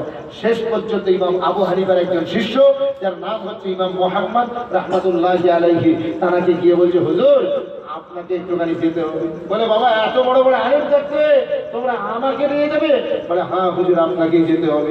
হুজুর সঙ্গে সঙ্গে মাথায় সুন্নতি পাগড়ি বাঁধলেন, আর মাশাআল্লাহ আগে তো সুন্নতি দাড়ি মুখে নূরের মতো চমকাচ্ছে, পা পর্যন্ত সুন্নতি জামা পরলেন, ঘোড়ার উপরে সওয়ার হলেন, আল্লাহ জিকির করতে লাগলেন, আর জিহাদ আপনার মুনাজারার ময়দানের দিকে যেতে লাগলেন। সর পে আমামা সুন্নত জামা, হাত মে তসবিহ, বগল মে মুসাল্লা, लब में जारी, আল্লাহ আল্লাহ জোরে বলুন না সুবহানাল্লাহ। এই অবস্থায় যখন মুনাজারার ময়দানে ঢুকছেন, হুজুরকে দেখার সাথে সাথেই সঙ্গে সঙ্গে ইহুদি পণ্ডিতরা ঈমানের কালমা পড়া শুরু করে দিয়েছে। জোরে বলেন। একটু আগে তোমরা ঘোষণা করলে তোমাদের কে পণ্ডিত আছে ডেকে নিয়ে আসো, আর এখন আমাদের হুজুরকে দেখার সাথে সাথে তোমরা ঈমানের কালমা কেন পড়ছো? সঙ্গে সঙ্গে ইহুদি পণ্ডিতরা বলেছিল, বিশ্বাস করুন, আজকে আপনাদের সামনে কথা বলে যাই, ইহুদি পণ্ডিতরা বলেছিল বিশ্বাস করুন, আপনাদের ইমাম সাহেবের মাথায় যখন সুন্নতি পাগড়ি, মুখেতে সুন্নতি দাড়ি, পা পর্যন্ত সুন্নতি জুব্বা পরে যখন উনি ঢুকছেন, তখন আমাদের মনের ভিতরে কিভাবে যে একটা বিকট ভয় এসে গেল। আমরা মনে মনে করলাম अगर छोटा मोहम्मद इतनी शान वाला है तो बड़ा मोहम्मद कैसा होगा? জোরে বলবেন না সুবহানাল্লাহ। আসুন না, আজকে আপনি যদি কোনো পার্টির সমর্থক হন, হয় পার্টির মিছিলে হাঁটতে হবে, নয় আপনাকে ঝান্ডা হাতে নিয়ে ঘুরতে হবে। আপনি রাসূলুল্লাহর পার্টির সমর্থক, আল্লাহর নবীর সাপোর্টার, তো আপনার ভিতরে কোন নিশানি আছে? রাসূলকে মডেল গ্রহণ করুন, হয় মুখেতে দাড়ি, নয় মাথাতে টুপি, নয় পা পর্যন্ত জুব্বা, যে কোনো একটা ঝুলিয়ে নিয়ে আপনি রাস্তা দিয়ে যান। খোদা না খাস্তা, হাজার মার্তবা খোদা না খাস্তা, রাসূলুল্লাহর কোনো মডেলের কোনো নাম ও নিশান যদি আপনার চেহারাতে না থাকে, হঠাৎ করে যদি অ্যাক্সিডেন্ট হয়ে যায় আর আপনার আন্ডার প্যান্ট খোলা ছাড়া কোনো উপায় থাকবে না। তাই মরণের পরে বেইজ্জতি হওয়ার চেয়ে ইজ্জতের জিন্দেগি যাপন করা অনেক ভালো। কথা ঠিক কিনা বলেন? একজন যুবক ছেলে উঠে দাঁড়িয়ে বলবে, আরে বড় ভাই, আমি রাসূলুল্লাহকে মডেল গ্রহণ করতে চাই। আমি একজন স্বামী, আমি রাসূলকে মডেল গ্রহণ করতে চাই। কিভাবে করব? ও সংক্ষেপ কথা আপনাদের খিদমত থেকে বিদায় নেব, তার আগে কথাটা বলে বিদায় নিয়ে চলে যায়। আল্লাহর নবী আজকে যুবক ছেলে দেখতে পাওয়া যায়, বিবি যদি এদিক ওদিক একটু হয়, সঙ্গে সঙ্গে হুজুরের কাছে তাবিজ চাইতে যায়। এই নওজোয়ান তরুণেরা যারা স্বামী হয়েছে তাদের জন্য রাসূলুল্লাহ মডেল। আল্লাহর নবী সারা দিন কাজে নবুয়তের কাজে ব্যস্ত থেকে সন্ধ্যাবেলা বাড়ি ফিরতে বিবিদেরকে নিয়ে এক জায়গায় গোল টেবিল করে বসে যেতেন, বিবিদের কাছে পরিবারের কাছে সময় দিতে থাকতেন। বিশ্বাস করুন, বিশ্বাস করুন, বিশ্বাস করুন, বিবিদের কাছে সময় দিতেন। আজকে আমি আপনি এত ব্যস্ত হয়ে গিয়েছি, আমি বড় বাজার থেকে আসছি, কলকাতা ক্যানিং থেকে বারুইপুর থেকে আসছি, এদিকে রাজধানী থেকে আসছি, এদিকে ঘুটিয়ারি থেকে আসছি, আসার পরে আমি 4 চাকা নিয়ে, বাইক নিয়ে, সাইকেল নিয়ে বাইরে চলে যাচ্ছি। বিবির কাছে সময় দেওয়ার মতো সময় নাই। রাসূলুল্লাহকে মডেল গ্রহণ করুন। আল্লাহ নবী সারাদিন এত মেহনত করতেন, বিবিদের কাছে সময় সময় দিলেন। আল্লাহ নবীকে হঠাৎ করে বিবিরা প্রশ্ন করছেন, হুজুর আজকে আমরা আপনাকে একটা প্রশ্ন করব, আপনি কি উত্তরটা দেবেন? বলে ইনশাআল্লাহ চেষ্টা করব দেওয়ার জন্য। বিবিরা বলল, হুজুর আমরা 9 থেকে 11 জন বিবি, আমরা প্রত্যেকেই আপনাকে ভালোবাসি, কিন্তু আপনি একটুখানি আমাদেরকে বলুন, আপনি নিজে রাহমাতুল লিল আলামিন হয়ে আপনি নিজে সবচেয়ে কাকে বেশি ভালোবাসে? আর একটু জোরে বলা যাবে না সুবহানাল্লাহ? প্রশ্নটা সহজ, উত্তরটা সহজ নাকি? উত্তরটা সহজ নয়। যদি আপনার কি বলে আমাদের বইয়েরা যদি রাতের বেলা জিজ্ঞেস করে, হ্যাঁ গো খোকার বাপ তুমি তোমার মাকে বেশি ভালোবাসো না আমাকে? যদি ভুলে বলে ফেলেছেন মাকে, ও বসবে বেঁকে, বলবে থাকলো গলা চললো গলা, যা আছে কপালে হয়ে যাক সকালে। আমরা তো একটা বিবি নিয়ে ঘর করতে পারি না। রাসূলুল্লাহ 9 থেকে 11 জন বিবি মিলে ঘর করেছেন। মেয়েদের বুদ্ধি কত কম দেখেন, মায়ের ভালোবাসার সাথে বিবির ভালোবাসা মিলিয়ে দিচ্ছে। এখন মায়ের ভালোবাসা আর বিবির ভালোবাসা কোনোদিন এক হতে পারে? কথা বলে, মার সঙ্গে যে মহব্বত হবে বিবির সাথে সেই মহব্বত হবে না। আমার ছেলের প্রতি যে মহব্বত থাকবে সেই মহব্বত অন্য কারোর প্রতি থাকবে না। পীর সাহেবের সঙ্গে যা মহব্বত ভালোবাসা থাকবে কারোর সাথে থাকবে না। রাসূলুল্লাহর সাথে যে মহব্বত থাকবে তার ওজন আলাদা হবে। আল্লাহর প্রতি যে ভালোবাসা হবে তার ওজনের সাথে দুনিয়ার কারোর কিছু তুলনা হবে না। যদি বলুন না সুবহানাল্লাহ। এখন আল্লাহ নবী এই প্রশ্ন শুনে কিছুক্ষণ চুপ করে রইলেন, বললেন আজকে উত্তর দেব না, ইনশাআল্লাহ আল্লাহ যদি রাজি থাকে আগামীকাল উত্তরটা দিয়ে দেব। নওজোয়ান তরুণেরা, রাতের বেলা বিবিরা চিৎকার হুজরার ভিতরে চলে গিয়েছে। রাসূলুল্লাহ নিজে 2 পকেটে খরমা খেজুর নিয়েছেন। সর্বপ্রথম হযরতে আয়েশা সিদ্দিকার ঘরে ঢুকলেন, ঢুকে বললেন, এ আয়েশা তোমার আর আমার ভিতরে আল্লাহ দিয়েছেন ভালোবাসা, আমি তোমাকে একটা জিনিস দিতে চাই, কিন্তু আমার সাথে ওয়াদা করতে হবে, তুমি ওই কথা কাউকে বলবে নাকি? বলে হুজুর না না না, আপনি মুহাব্বতের সাথে আমাকে একটা জিনিস উপহার দেবেন, আমি সবাইকে বলে দেব। এটা কোনোদিনও হতে পারে না। ওই সময় আল্লাহ নবী দোজাহানের বাদশা রাহমাতুল লিল আলামিন কি বললেন জানেন? একটাই কথা বলেছিলেন, পকেট থেকে 2 পিস খরমা খেজুর বের করে দিয়ে বলেছিলেন, হাযিহি হাদিয়াতুল লাকি ইয়া আয়েশা তাল হুমায়রা, ইয়া আয়েশা আমি রাসূলুল্লাহ তোমাকে এই হাদিয়াটা দিলাম, তুমি এই কথা কাউকে বলবে? বলে না হুজুর, ওয়াদা করলাম কাউকে বলবো না। একবার জোরে বল সুবহানাল্লাহ। আল্লাহ নবী বের হয়ে আসলেন, হযরত মাইমুনার ঘরে ঢুকলেন, তাকেও 2 পিস খরমা খেজুর দিলেন, দিয়ে বললেন, হে মাইমুনা তুমি এই খরমার কথা কাউকে বলবে নাকি? বলে না না না হুজুর, আমি এই কথা বলবো না।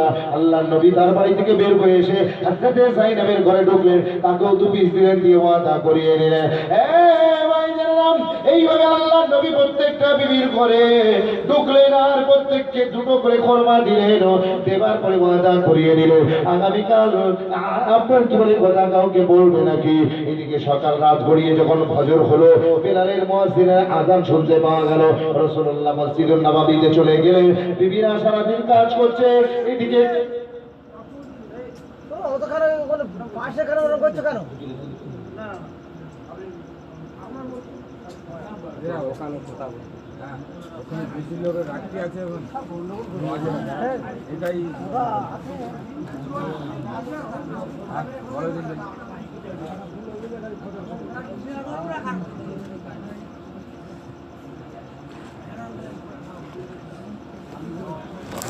নওজোয়ান তরুণেরা, আল্লাহ নবী কারে নবুয়তে ব্যস্ত আছেন। এদিকে বিবিরা কি করছে? রাতের বেলা, দিনের বেলা দেখবে কেউ কাপড় কাচ্ছে, কেউ উনানে জাল ফেলে দিচ্ছে, পুকুরে কাপড় কাচ্ছে, কেউ আপনার কি বলে বিছান পাতি ঠিক করছে। কিন্তু মনে ওই লাখ টাকার প্রশ্ন, আমরা তো সবাই হুজুরকে ভালোবাসি, কিন্তু হুজুর মন থেকে কাকে বেশি ভালোবাসে? নওজোয়ান তরুণেরা, আল্লাহ নবী দুজাহানের বাদশা সন্ধ্যা বেলাতে এসে হাজির হয়ে গেলেন। আবার বিবির কাছে সময় দিচ্ছেন, সময় দিতে দিতে বিবিরা আবার প্রশ্ন করলেন, হুজুর আপনি আজকে বলবেন বলেছিলেন, আজকে আপনি কাকে ভালোবাসেন? একটু বলুন না বলুন না, সারাদিন মনটা খালি আনচান করছে, আমরা সবাই আপনাকে ভালোবাসি, আপনি নিজে কাকে সবচেয়ে বেশি ভালোবাসেন? এই যারা স্বামীরা আজকে পাতিকারী স্বামীদের দৃষ্টি আকর্ষণ করে দিয়ে চলে যায়, রাসূলকে মডেল গ্রহণ করুন। আল্লাহ নবী কেমন বিবিদের সঙ্গে সুন্দর ব্যবহার করে তাদের মনটা জিতে নিয়েছিলেন। আপনার জন্য রাসূল হলেন আদর্শ। একটুখানি ছিনতাই করে চলে যান। যেই না বিবিরা বলেছেন আপনি কাকে সবচেয়ে বেশি ভালোবাসেন, ওই সময়তে আল্লাহর নবী দোজানের বাসা রাহমাতুল লিল আলামিন উত্তরে বলেছিলেন, হে বিবিরা তোমরা জানতে চাইছো আমি রাসূলুল্লাহ কাকে সবচেয়ে বেশি ভালোবাসি? বিশ্বাস করো খোদা কি ইজ্জত কি কসম, আল্লাহর কসম করে বলছি গতকাল রাত্রে আমি রাসূলুল্লাহ যাকে দুটো খুরমা খেজুর দিয়েছি আমি রাসূলুল্লাহ তাকে সবচেয়ে বেশি ভালোবাসি। একবারে বলা যাবে না সুবহানাল্লাহ। এখন হযরতে রাসূলুল্লাহ কাকে বেশি ভালো, কাকে দু পিস খুরমা খেজুর দিয়েছিলেন? সবাইকে দিয়েছিলেন। হযরত আয়েশা মনে করছে হুজুর তো আমাকে দিয়েছে সুতরাং আমাকে বেশি ভালোবাসে। হযরত মাইমুনা মনে করছে হুজুর তো আমাকে দিয়েছে আমাকে বেশি ভালোবাসে। হযরত যায়েনা মনে করছে হুজুর তো আমাকে দিয়েছে আমাকে বেশি ভালোবাসে। আবার চিমটি কেটে জিজ্ঞেস করতে পারছে না, হ্যাঁ গো তোকে দিয়েছে নাকি? হুজুর তো আগে থেকেই গোড়া মেরে দিয়েছেন, কাউকে বলবে নাকি? একটু জোরে বলা যাবে না সুবহানাল্লাহ। কত সুন্দর সোনার সংসার, আজকে স্বামী স্ত্রী খালি মারপিট হচ্ছে, চুলোচুলি হচ্ছে, দুই বন্ধু পাশাপাশি বাড়ি, রোজ রাতে হাসির আওয়াজ পায়। বন্ধু সকালবেলা ঘুম থেকে উঠে জিজ্ঞেস করছে, ভাই জানতে চাই গতকাল রাত্রে তুই হাসছিলি তোর বিবি হাসছিল কারণটা কি? সব কি কালোটাকে সাদা করে ফেলেছিস নাকি? জানে না না না, কাজ থেকে বেরার পরে বউ আমাকে জুতো মারে, লাগলে বউ হাসে, ফসকালে আমি হাসি। আজকে স্বামী তার বিবিকে ধরে মারছে, বিবি তার স্বামীকে ধরে মারছে। আগেকার মেয়েরা স্বামীর সাথে কত সম্পর্ক সুসম্পর্ক ছিল, যদি স্বামীর নাম হতো রহমাতুল্লাহ, স্বামীর নাম হতো রহমাতুল্লাহ, ও মেয়ে ছিল এত লজ্জাবতী ছিল, সালাম ফেরানোর সময় দে কি বলতো জানেন? আসসালামু আলাইকুম খোকার বাপ, আসসালামু আলাইকুম খোকার বাপ। স্বামীর নাম শুনলে পুকুরে দিত ঝাঁপ।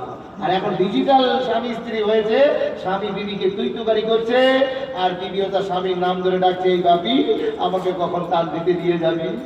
কথা বলছেন না? হাতে ধরে বলে যায় একটু স্বামী স্ত্রীর সুসম্পর্ক রাখুন, আর ঘন ঘন ঝগড়া করছে আর হুজুরের দিকে খালি তাবিজ। কথা বুঝতে পারছেন না? বলছে বলছে হুজুর মানে কালো বিড়ালের মাথা কেটে আমার ঘরে জমিতে পুঁতে দিয়েছে। কথা বুঝছেন না? বলে হ্যাঁ ঠিক বলেছ। কথা বুঝতে পেরেছিল। হাতে ধরে বলে যায় স্বামী স্ত্রী যারা এসেছে তাদের ভিতরে কোনো মানে নখ হবে।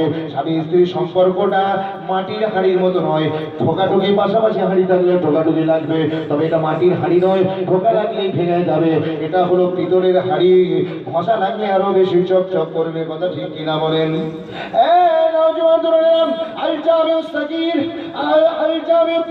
ভিতরে রাসূলুল্লাহ একটা তাবিজ দিয়ে গিয়েছে, স্বামী স্ত্রী যখন মনোমালিন্য হবে রাসূল একটা তাবিজ আপনাদের জন্য দিয়ে গিয়েছে। ওই তাবিজটা কি শুনতে চান? আজকে স্বামী স্ত্রী ঝামেলা হলে কেমন সম্পর্ক রাখা দরকার? স্বামী আর স্ত্রীর সম্পর্ক হবে চোখ আর হাতের মতো। কার মতো?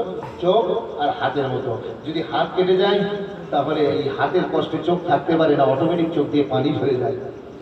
হাতের কষ্টে চোখ থাকতে পারে না, অটোমেটিক চোখ থেকে পানি ঝরে যায়। আবার যখন চোখ থেকে পানি ঝরে যায় এ হাতও থাকতে পারে না, এর হাত কখন যেখানে চলে গিয়ে চোখের পানিটা মুছিয়ে দেয় বুঝতে পারা যায় না। যদি বলবেন না তো আল্লাহ, এই হচ্ছে একে অন্যের সুখে দুঃখের সাথী। এ যখন কষ্ট পাবে ও তখন কষ্ট পাবে, এ যখন খুশি থাকবে তখন ও খুশি হবে। এটাই তো স্বামী স্ত্রী ভালোবাসার সম্পর্ক। রাসূল বলে দিয়েছে তো কি বলেছেন জানেন? তোমাদের যখন মনোমালিন্য হবে, স্বামী স্ত্রী যখন মরিমনা হবে না, ওই সময় তোমরা কি করবে? তাহাদু ফাইনাল হাদিয়াতা তুযিবু আগারুস সাদে। হে স্বামী আর স্ত্রী তোমরা রাতের বেলায় তোমরা কি করবে? তোমরা স্বামী স্ত্রী একে অন্যকে উপহার দেবে, একে অন্যকে হাদিয়া দেবে। এখন মেয়েরা বলবে আমাদের কাছে পকেটে পয়সা নেই, আমরা স্বামীকে কি হাদিয়া দেব? পয়সার জন্য হাদিয়া আটকাবে না।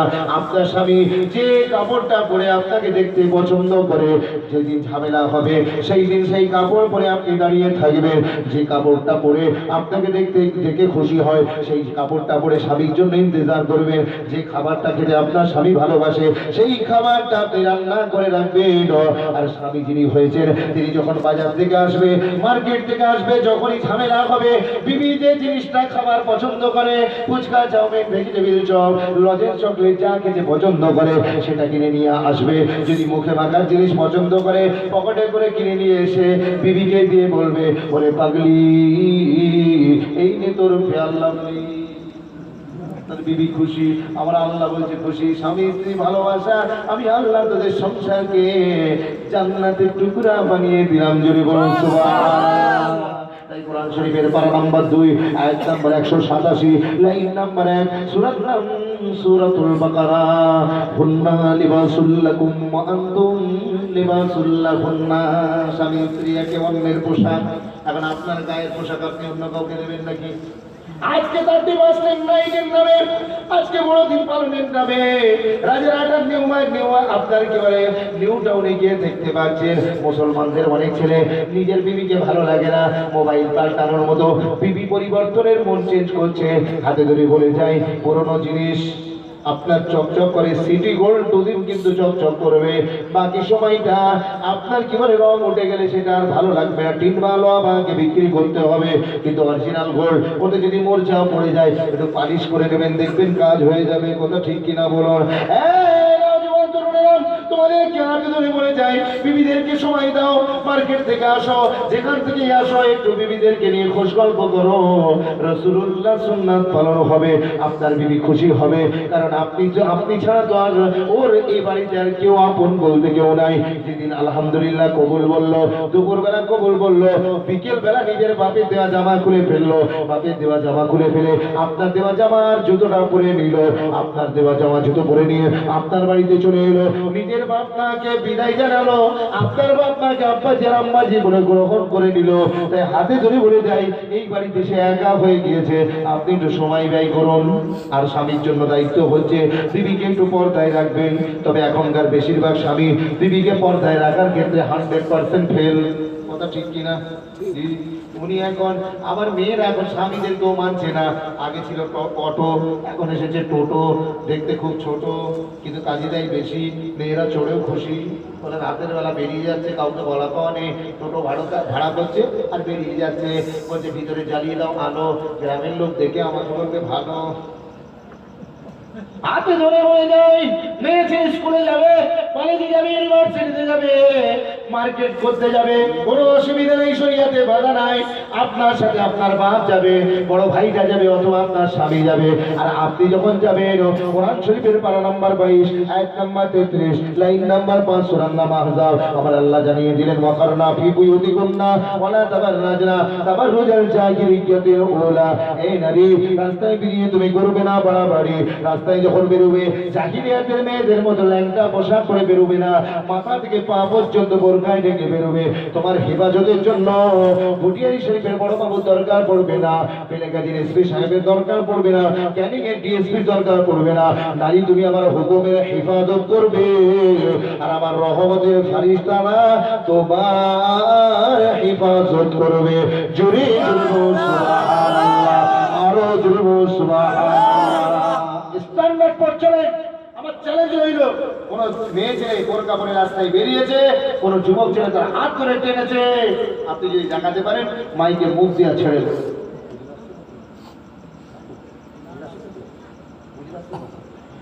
মাইকে মুখ দিয়ে ছেড়ে দেবো, আপনি দেখাতে পারবেন না। এখন মেয়েরা যদি এখন বলে আরে ইসলাম পুরুষের গলা দড়ি খুলে দিল আর আমাদের উপরে কালো বোরকা চাপিয়ে দিল, এটা আমাদের উপরে অবিচার নয়, আমাদেরকে বন্দী করে দিল, ইসলাম আমাদের উপরে অবিচার করেছে। আমি বলতে যাই বেলেগাছির মানুষের বাড়িতে বাংলা বই আছে, ইতিহাস ভূগোল বিজ্ঞান সব বই আছে, কিন্তু সবগুলো বই নিচে রাখা আছে। কথা ঠিক কিনা? তাতে মাকড়সা পেচ্ছাপ করছে, টিকটিকিতে পায়খানা করছে, মাকড়সায় জাল গুনছে, ওটার কোনো কদর নাই, লোকের পা লাগছে কোনো খবর নাই। কিন্তু আলমারির উপরে একটা বই রাখা আছে, সেই বইটার উপরে কালো আপনার কাপড় দিয়ে গিলাফ করা আছে, এই ঢাকনা দিয়ে ঢেকে রাখা আছে বলে কি বইটার ইজ্জত কমে গেছে না বেড়ে গেছে? এই জোরে বলবে। ওই বইটার নাম কি? ওই বইটার নাম কি? কোরআন শরীফ। কোরআন শরীফকে ঢেকে রাখা হয়েছে সেজন্য, কারণ এই জিনিসটা মূল্যবান জিনিস, যাতে এতে কেউ হাত দিতে পারে না। এখন জেডিএল কলেজে আপনার পাতিকালীর মেয়ে ছেলেটা এখন উচ্চ মাধ্যমিক পাস করে কলেজে ভর্তি হয়েছে, এমন সময় তো বাপকে বলছে আব্বু সব আমার বান্ধবীদের হাতে দেখলাম বড় বড় ফোন, আমার খারাপ হয়ে যাচ্ছে মন, একটুখানি আমাকে একটা ফোন কিনে দাও না। বাপ বললো যা খবর দেখলে 7,000 টাকা নিয়ে যা, স্যামসাংয়ের মোবাইল কিনে নিল। কিনে নেওয়ার পরে তো এইবার পরের দিন আবার কলেজে যাচ্ছে, আব্বু আরো 500 টাকা লাগবে। বলে কেন? বলে একটা স্ক্রিন কার্ড লাগবে। স্ক্রিন কার্ড মানে বলে আপু ওই ফোনটার উপরে একটা একটা কভার আছে, কভার রাখতে হয়। বলে কভারটা আবার কি দরকার, কেন ফোন এত দামি ফোন কিনে দিলাম, ওতে হলো না, আবার কভার লাগাতে হবে, স্ক্রিন গার্ড লাগাতে হবে। বলছে হ্যাঁ আপু, স্ক্রিন গার্ড না লাগালে ওতে দাগ পড়বে। বলে কোম্পানি কেন, কোম্পানি এমন এমন আয়না বানায়নি, এমন কাঁচ বানায়নি যে কাঁচটার উপরে আঙুলের দাগ পড়ুক আর যাই পড়ুক, ফেটে যাক যাই হোক, কোনো মতেই দাগ পড়বে না, ময়লা হবে না। বলে কোম্পানি আপ্রাণ চেষ্টা করেছে ওটাকে প্রোটেকশন করার জন্য, কিন্তু তারপরেও বলে দিয়েছে যারা মোবাইলটাকে হেফাজত করতে চায় কমসে কম যেন মোবাইলটার উপরে একটা স্ক্রিন গার্ড মেরে নেয়।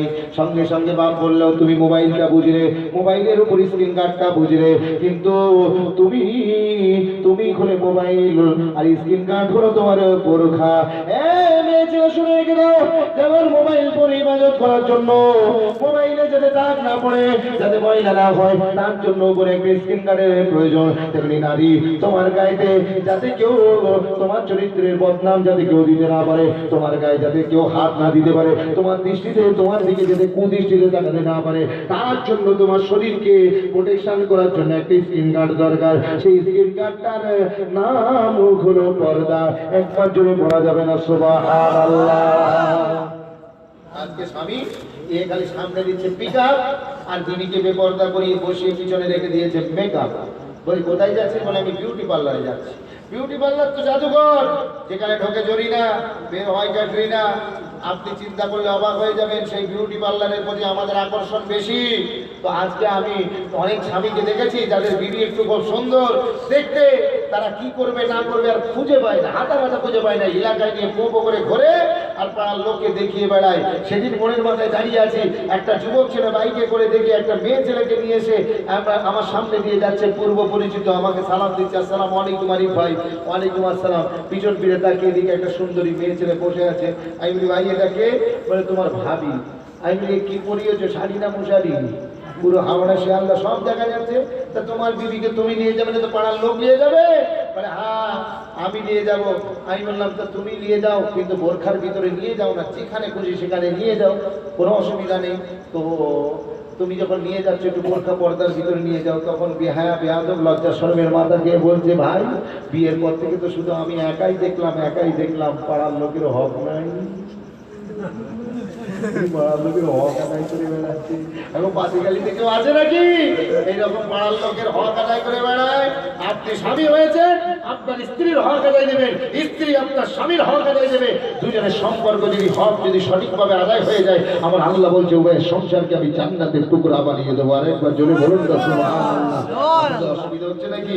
রাসূলকে একটু মডেল গ্রহণ করুন, জীবনে সর্বক্ষেত্রে রাসূলকে ফলো করুন, আর দেখবেন যখন মারা যাবেন লোক আসবে দেখতে আমায়, দেখবে আমার লাশ, কেউ করবে কবর আর কেউ কাটবে বাঁশ, কেউ করাবে গোসল আর কেউ দেবে দাফন। নবী ছাড়া সেদিন আমার কেউ হবে না আপন। জোরে বলুন না সুবহানাল্লাহ। যখন মারা যাবো যে রাসূলুল্লাহ আপন হবে, কিয়ামতের দিন আপন হয়ে যাবে, সেই রাসূলের সাথে সম্পর্ক রাখতে হবে। আমি আর লম্বা চওড়া করলাম না, আমি খুবই ক্লান্ত পরিশ্রান্ত, তার ভিতরেও অনেকটা সময় অতিবাহিত করলাম। যা কিছু বললাম কোরআন হাদিস মোতাবেক বলার চেষ্টা করেছি। আল্লাহ পাক যেন সব কিছুকে কবুল করেন, বলেন আল্লাহুম্মা আমিন।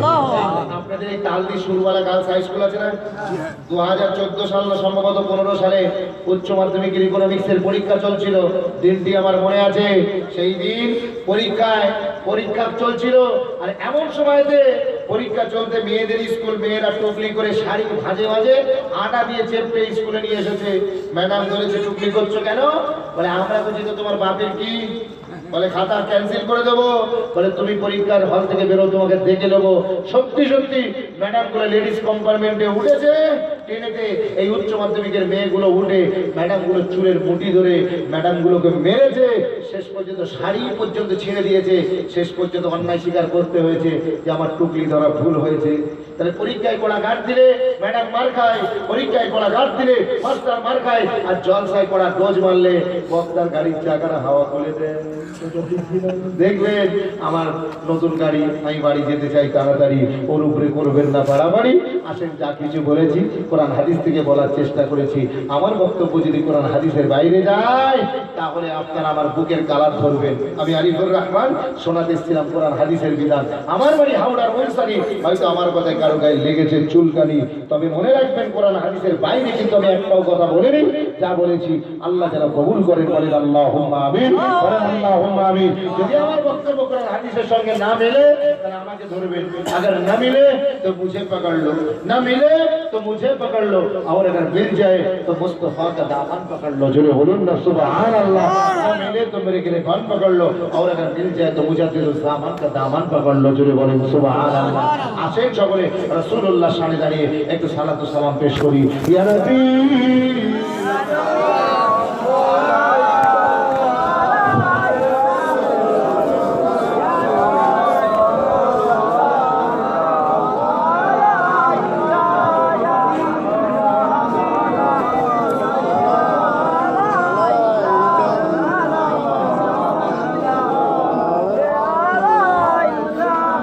طلع البدر علينا من ثنيات الوداع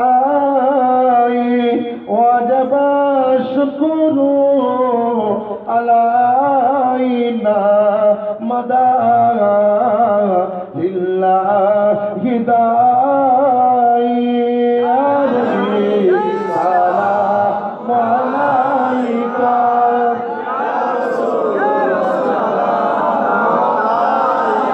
يا حبيب سلام سلام الله عليك أبو سلطان مدينة معبد وحيو سكينة نور سے معمور سینہ مشک سے بگتر پسینہ یا نبی سلام علیکہ یا رسول سلام علیکہ یا حبیب سلام سلام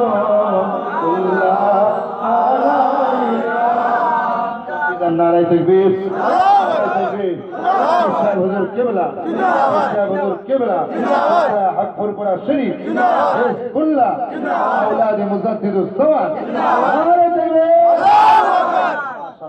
হুজুর কেবলা এসেছেন, তাশরীফ এনেছেন, আপনাদের সামনে ওয়াজ ও নসিহত করবেন। কোরআন হাদিসের বিদগ্ধ পণ্ডিত ফুরফুরা দরবার শরীফের পীরে কামেল আল্লামা আলী আকবর সিদ্দিকী আল কুরাইশি হুজুর কেবলা আপনাদের খিদমতে এসেছেন।